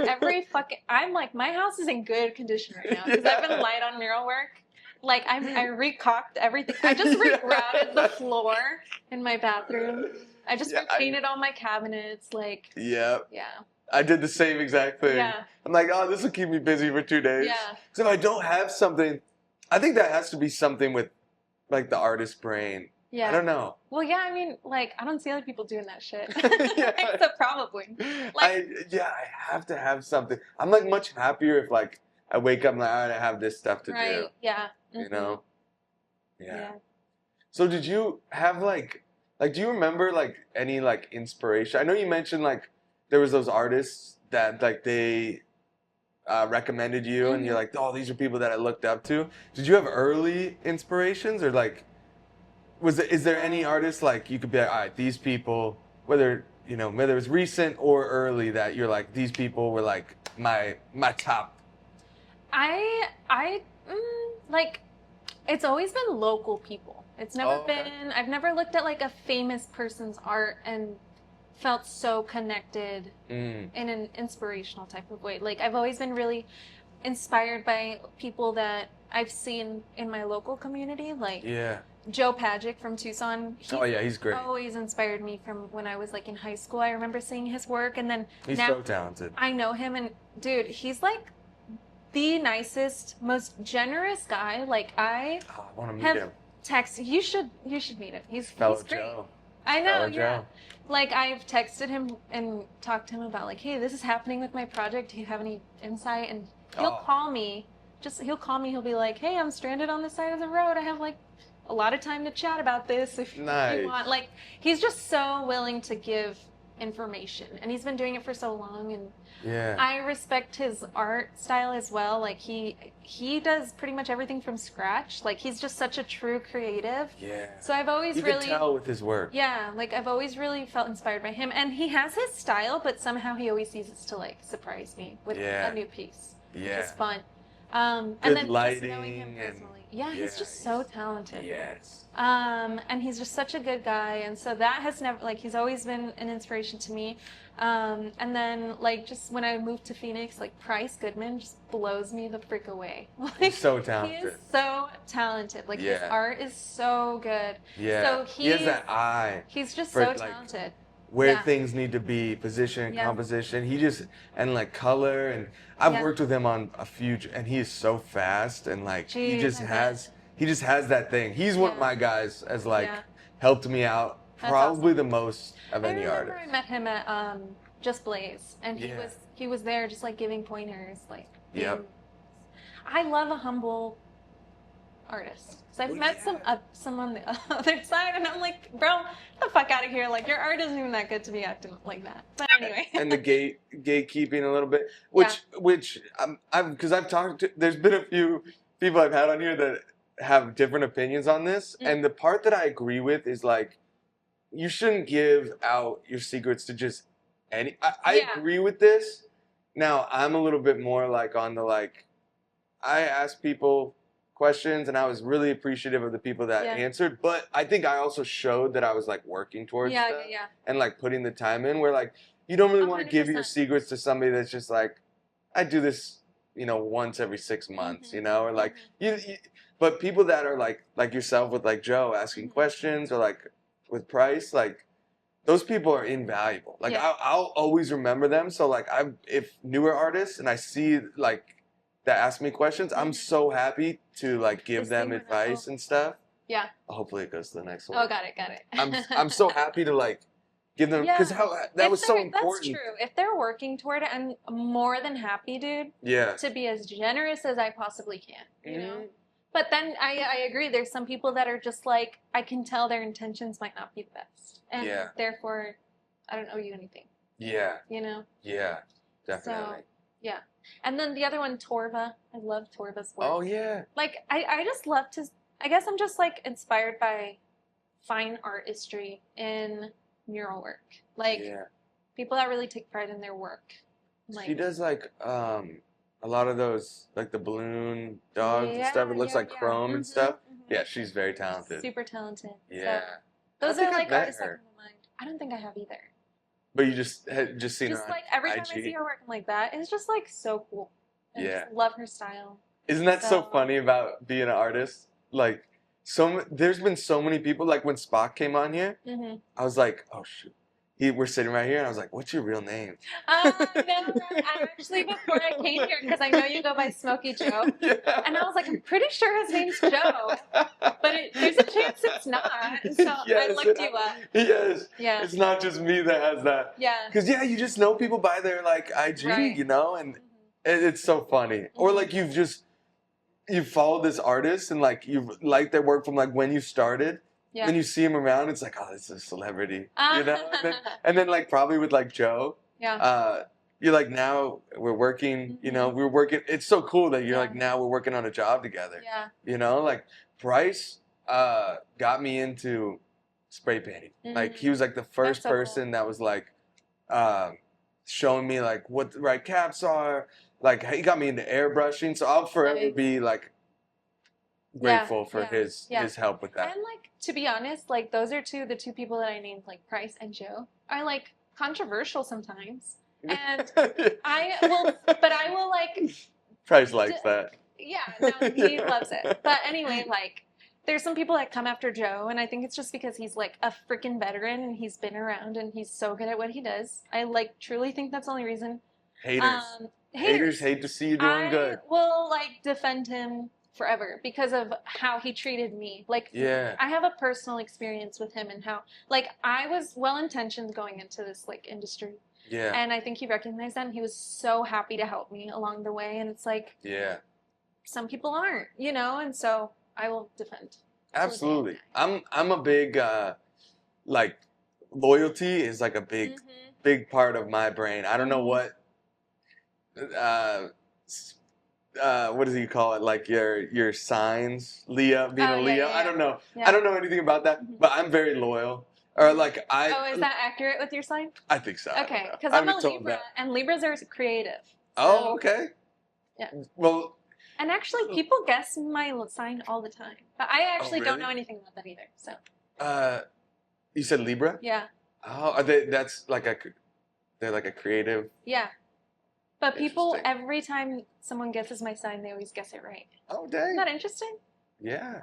But I don't know anything about that either, so. I know. I need to do more research on it. But loyalty is a big thing to me. So, like, what you were saying about, like, people talking smack online, blah, blah, blah. People, you know, the artist community, or whatever you want to call it, community gets thrown around so much. I kind of hate that word now. Like, I sometimes feel cheesy even saying it, but you know, like the art world, like there's, you know, not everybody's gonna like each other, and sometimes when people are doing well, people will hate that. The better you do, the more hate you'll get.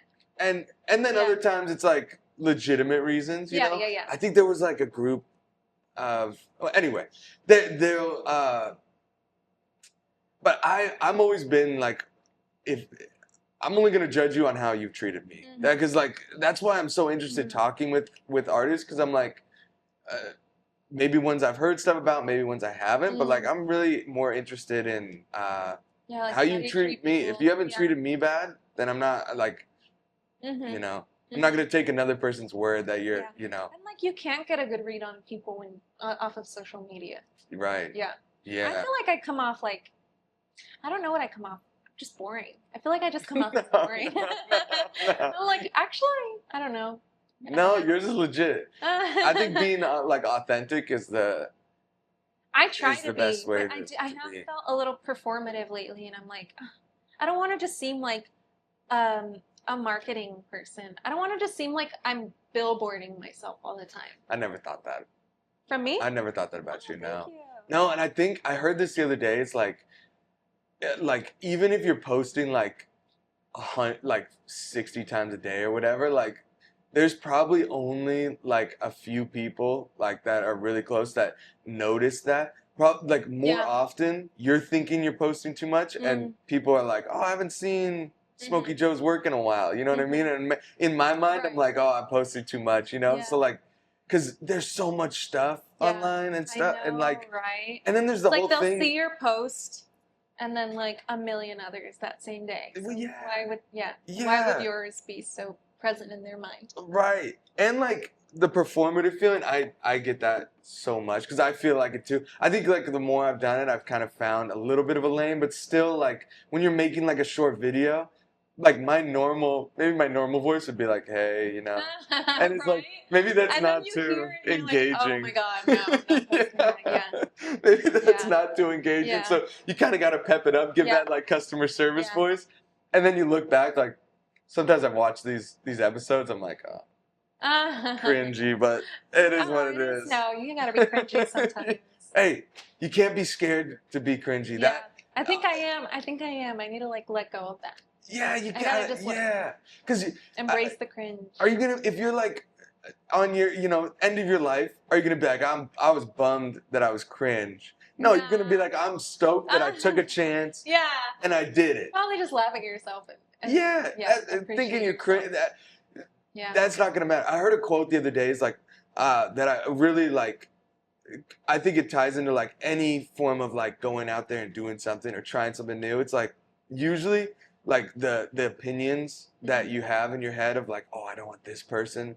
Oh, I don't want this person to think bad. But usually it's only about 10 or 15 people. If you really, sometimes it's less, but like at like max, it's probably, and so it's like you're gonna let 10 or 15 people like hold you back, hold you back from like doing a new thing or trying something new. Who cares actually? Like who cares what they think at the end of the day? Like why does that matter? I don't know.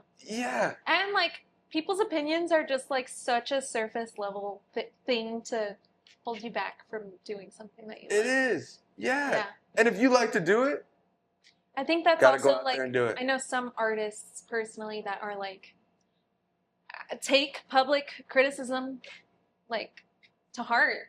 Like Facebook comments, Instagram comments. I've luckily like let that go, but I know some artists that really do look at that and they're like, oh, like they take it to heart, and it's like you can't just let that shit get to you. No, like you have to be able to like move past that. Yeah. Because I try to think about myself if I'm like older, and I'm like, am I gonna really care about that? Like, why would I'm not gonna like?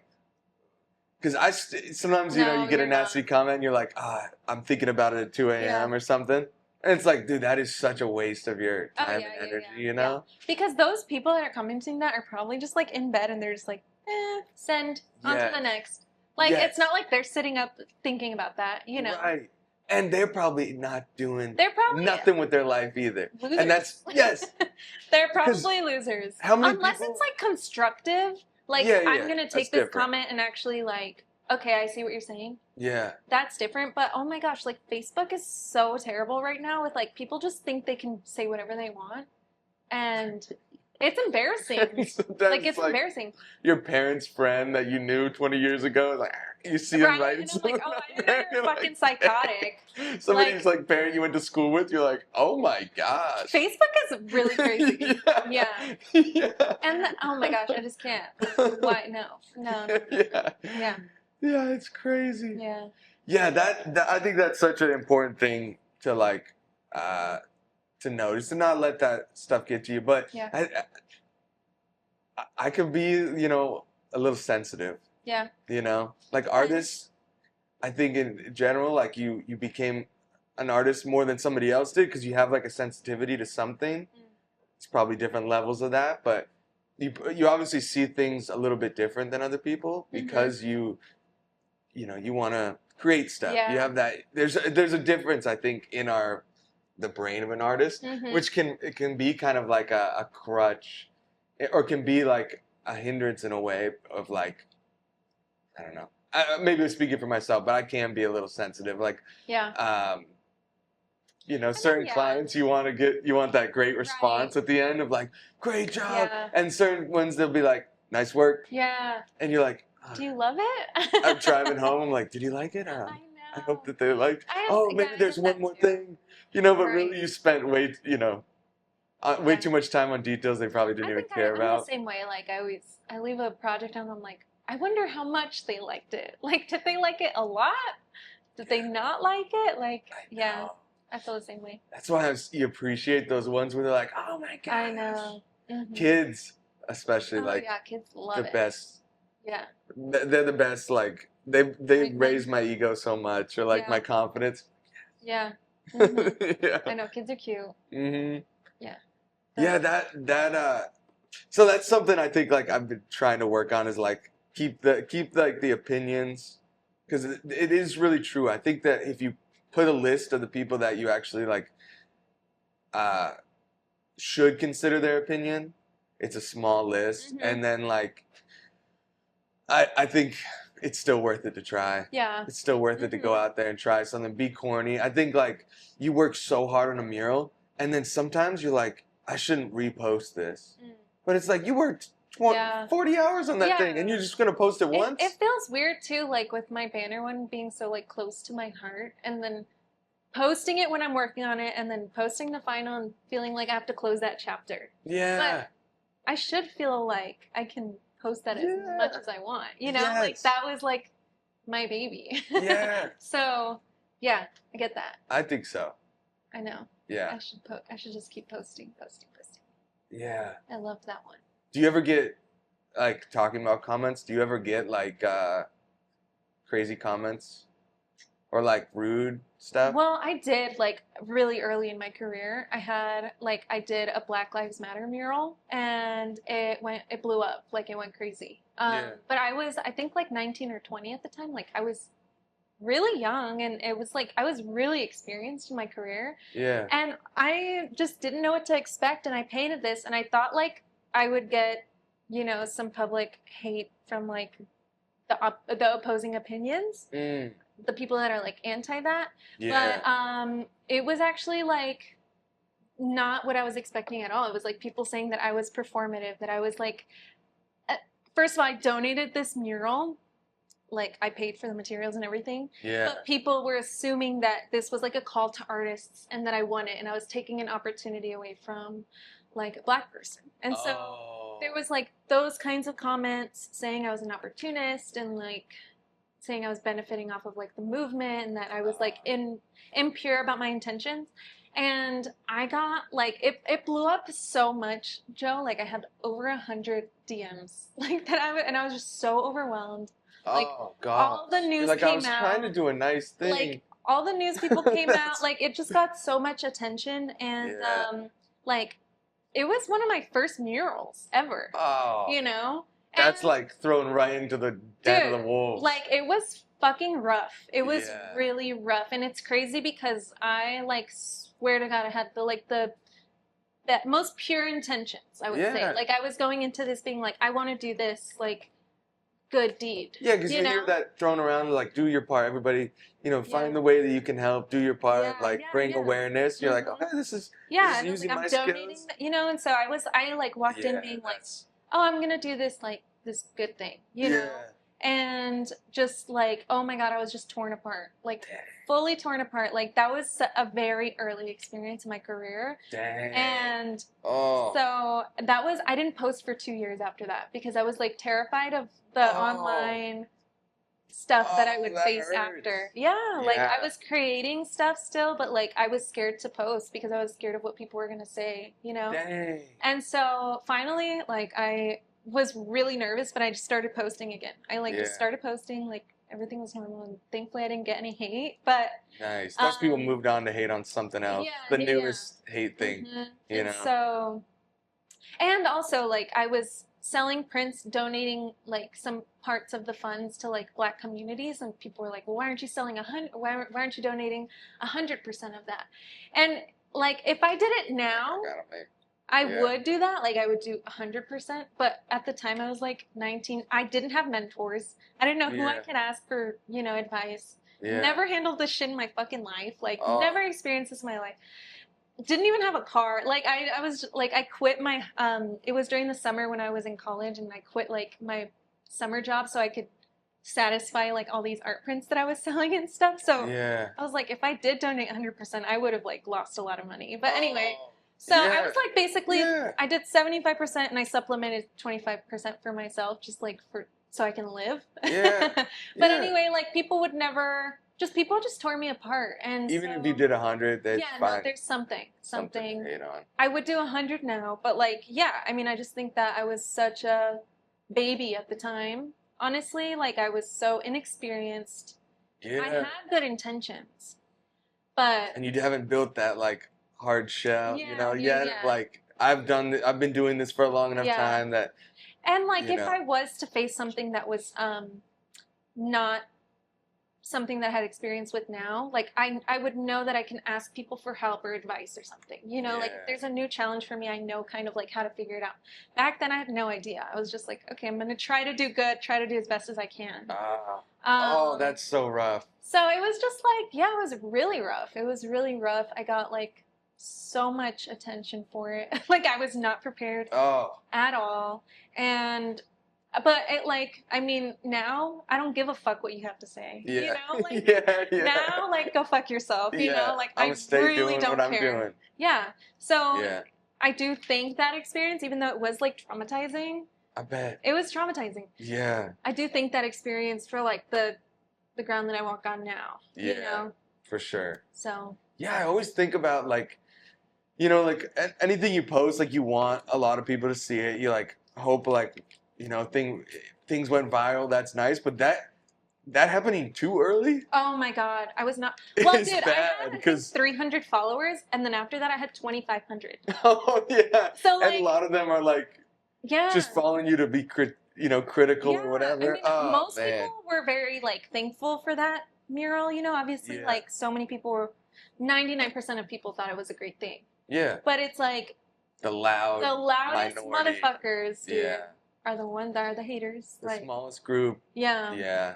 It's only, but that's the thing. You get so many likes, and then that one comment that's like, "Bro, this is lame," or like, "Oh, why'd you paint Mario?" Like, that's the copyright, or whatever. And you know what? I'm willing to try to understand where you're coming from, but sometimes, like, you guys just need to shut the fuck up. Yeah. Like, you guys are just bored. Like, you guys are just haters. Yeah. You're unsatisfied with yourself. Like, there's something else going on there beyond my control, and I can't take this personally. 100%.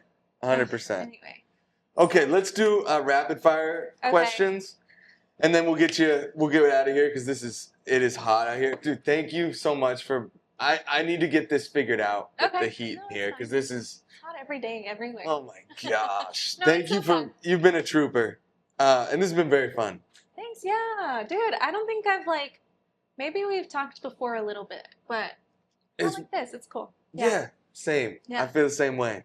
And I've followed your art. It's like how it is with most artists, until you, like, work on a project with them or, like, something, you don't really get too much time to talk to them. You see them at Just Blaze or see them at a art show, but so that's one thing I've, like, really enjoyed about doing this is like just having the time to talk. And I love people. I've always, like, loved picking artists' brain, like, talking to them, and then it's like, but that was only me and them talking. And I think it's important, like, some of this conversation, like, dang, I wish I filmed that. So it's cool to have this now, and, like, this, because everybody has something, like, good little nuggets of wisdom to give, Yeah, every artist can offer something. Yeah. I've learned, from every artist that I've met, I've learned something. Yeah. Yeah, absolutely. Okay, this is rapid fire questions. Okay. Rapid fire section.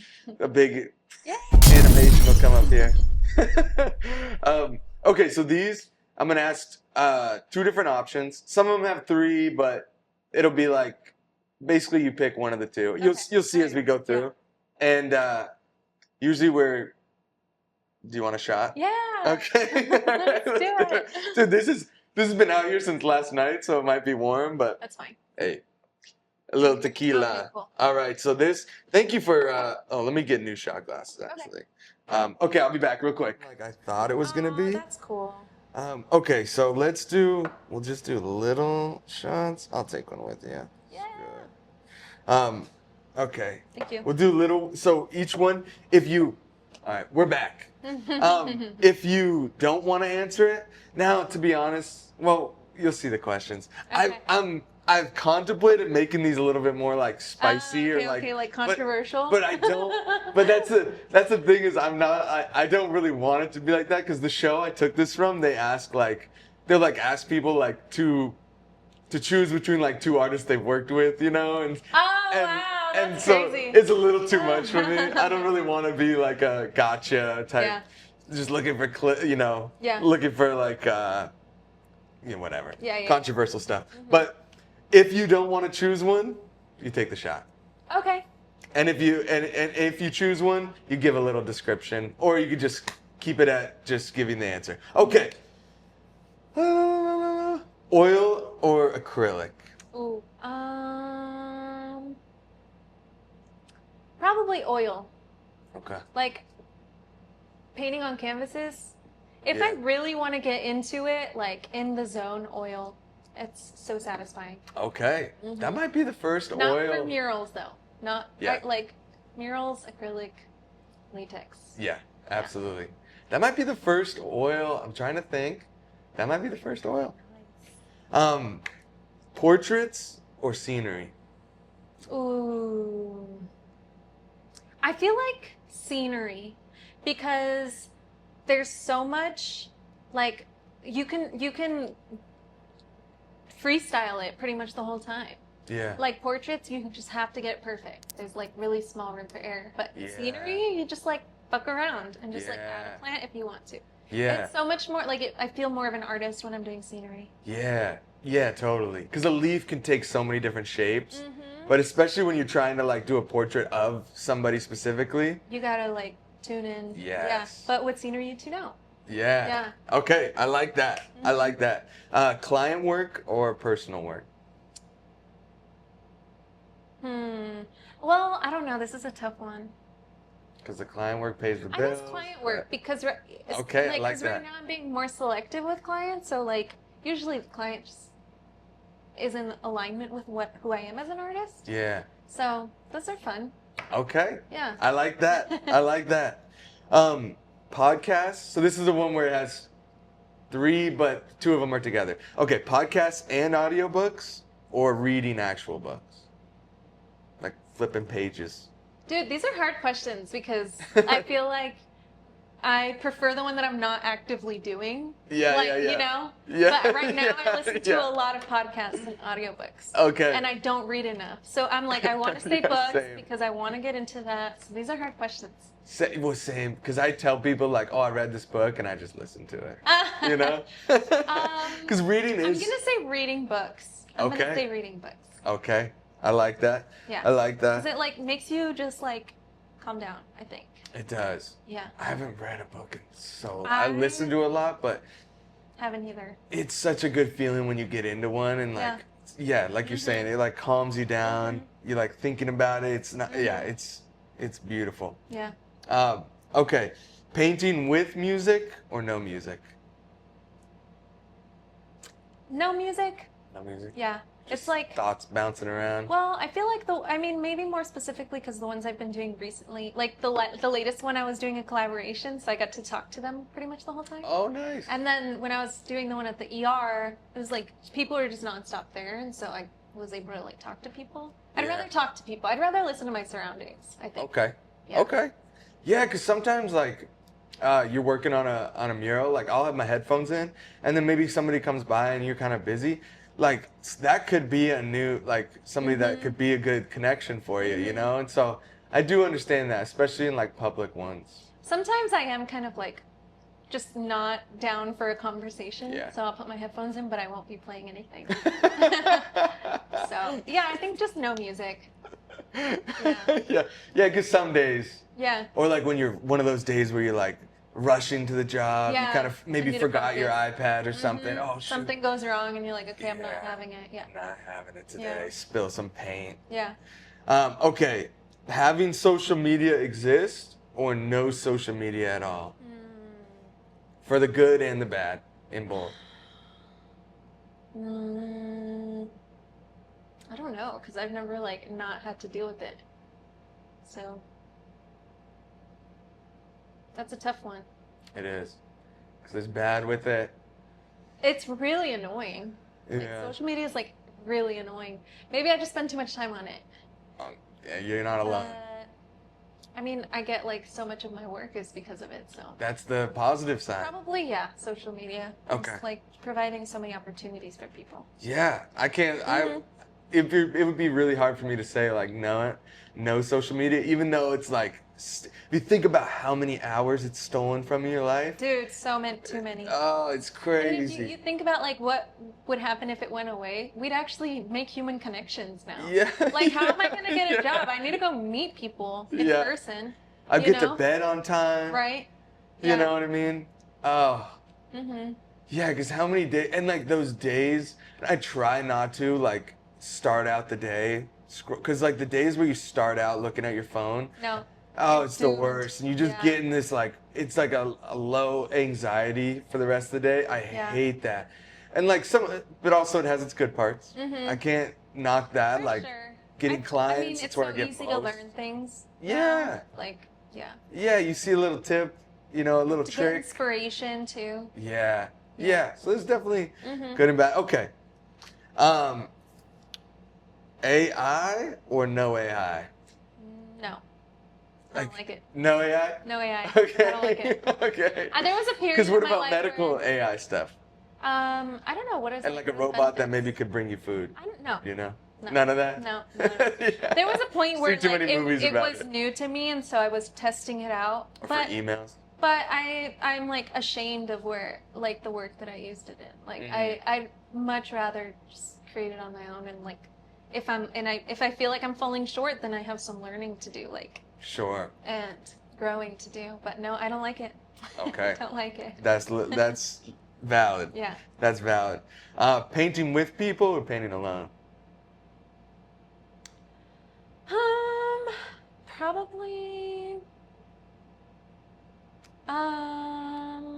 Like, are they also painting? Yes. Yeah. I like painting with people. I mean, I'm always painting alone, but when I have painted with people, it's always been fun. Yeah. It was as long as they're good especially people, fun because, the project that I just worked on, it was like 3 professional artists working on one wall at the same time. So, like, if I was zoned in and then I take a step back, like 2 other parts were happening also, That's which is cool. crazy, right? Like, yeah. And then they're freaking amazing. Like, Yeah. So I can step back, admire my work, and then also be like, holy shit, like, you guys are doing a good job. Yeah. And then just be able to talk. So, yeah, probably with other people. Okay. That's valid.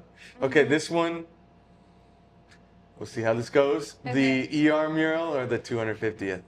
Oh, the ER one, like, will be everything. Oh, okay. Yeah. Hell yeah. I thought Like that my would baby. I thought that would be the one. No. Okay. And then money or fame? I stole this right from the podcast.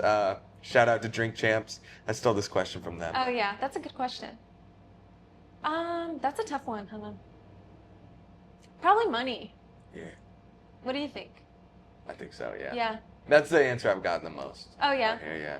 Because fame comes with just so much. Yeah. And it also comes with money. But what if I just had the money? I don't have to worry about people knowing. Exactly. Right? Then you can do what you want, vacation. Yeah. Yeah. Especially now, I think fame is like so much lower. Like it's worth so much less than it used to be. Yeah. You know, like old like movie stars and stuff were like so like Right. Like George Clooney or like Jennifer Aniston or something. You're like, oh, this is like so they're like untouchable. You didn't really know much about their life.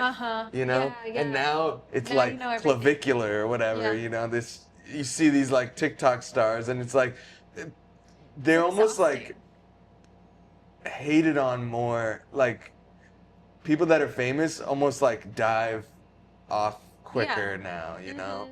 Yeah, I agree. I know. So I'd agree. Yeah. I'd agree on the money. Mm-hmm. I'd agree on the money thing. I don't have to worry about. Man, I wish I had a question that could get the shot going. Well, I could just take it. Tequila or beer? No, you don't Tequila. have to. Tequila. Love tequila. Okay. Okay, and then do you have any advice for artists, other people that are maybe experienced at it but are in a lull, or they're just starting? One of those, pick, something for one of those two. That's a good question. Or like advice maybe that you wish you got I'm when sure you were I have younger. like a ton of advice. It's just hard to pick one. Yeah. For one, like if anyone, and I tell people all the time, like I'm more than happy to like let you pick my brain and ask me whatever you want. Like, so if you are a young artist, like just send me a message. And some people do, and I will stop what I'm doing and I will like give you an honest, lengthy answer. Like I will try my best to help you, Yeah, that's good. So, but I guess advice is just like, I don't know, it's like not very deep, but just like keep working on your art. Like, I think that when I was a young artist, like I thought I was more advanced than I was, but I needed so much practice to get to where I am today, like truly. So just like keep practicing, and like you learn with every project. I'm still learning today. Oh, for like, sure. I'm still, and then the more you know, like the more you realize you don't know, right? So like, I actually feel like not the best artist right now, but I'm way freaking better than I was. So. And you needed that, like, if you want to call it like delusional confidence, like I needed that when I was young, because you look at like those murals you painted then and you're like. Or like I used to look at an art piece that was simple, that was famous, and I used to be like, I could easily paint that. But it's not like, that's not what made it famous, is that he could paint this. It's like, there's so much more than just being able to like, because I was a very technical artist. Like if I saw something, I could paint it, but that was it. I had so much more to learn, design, composition, like there's so much more to learn. Yeah. I think composition is like one of the harder parts for me. It is hard. It's one of the parts that like really makes maybe like the most difference in like a painting that is pleasing to the eye. And not. And it's so hard to like really put your finger on it, because they show you that little like whatever, the little wheel or whatever. But when you're trying to paint like a landscape, you're like, or like a portrait, you're like, how do I? That doesn't really help me there. So like knowing, and that kind of just comes with experience. But like just doing detail, and Abe Zuka brought this up, and it's a really good point. It's like just a detailed painting doesn't always hit where like a painting with good composition could have less detail, but it resonates more. I know. You can't even really put into words why that is. Well, because it's like if you're putting too many things that are like detailed into one picture, then what am I going to look at? Like it's hard to focus on what the purpose of this painting is. Like everything's competing with each other. That's something that I'm trying to do too. And I'm like, I can't just paint a face in the middle of this canvas. I got to add like a bunch of bullshit around it. But then I'm like, wait, I should have just left the face. Like, So. Story of my life. I'm like, oh, it needs another leaf. Oh, it needs, and I'm like, what am I doing? Leaves, dude. What is up with leaves? Me too. I'm like, I'll add a leaf. Shit. Yeah. Oh man, that is something I've been trying to work on for so long, and it's a tough thing. I feel like some people have a way better like just grasp on that like naturally, and I'm jealous of that. I feel like you do. That's actually you I'm like the king of overcooking things. Of like getting way too much in like the detail of this thing that like is probably actually taking away from the whole thing. Maybe that's because I started with canvases or something. I don't know. Yeah, maybe it is. I mean, because I think about Giovanni just created it, and he is like, I remember watching him paint some murals like in person, and he would tell me like, I'm so glad I'm not a perfectionist, because he would just go whip it out and then he'd be like, okay, I'm done. And to me, I'm like, what? I would never, like, not in an insulting way, but I'd be like, no, I would like just overdo it. Like I would just overdo it, So it's really cool, and maybe because he didn't start as a canvas artist. But like maybe it is like a canvas artist thing where I'm like, I need to like put detail into everything. Same. And he's really good at separating that. Well, and like I think there is, like, the more I've, like, with spray paint especially, and I guess with brush too, there's like a skill to making what you might call like looking less detailed or like messy, but making that look good. Like what's his name? Famous painter with all the little squiggles. Shoot, can't remember his name. Oh, I had it there for a second. Anyway, I'll if I think about it, but like you'll see work that's like, this guy was not focusing on every eyelash, every detail, you know, but it looks Van Gogh. You know what I mean? Like all the squiggles and stuff. And that's maybe a bad example, but like there is a skill to like not having every detail and making it look messy, but making it still look good to the eye. Well, I think also like color. It's like color and composition both. Like color. I don't know if you do this, but like when I create a painting, if I think I'm done, I'll like turn it into a black and white photo. Do you do that? Ooh, no. Because it'll show you, like your eye is like stuck on your design and it's hard to look away from. It's hard to figure out, like, you know, when you design and you just get carried away and you can't figure out why it's not working, and then you just takes forever and you get nowhere.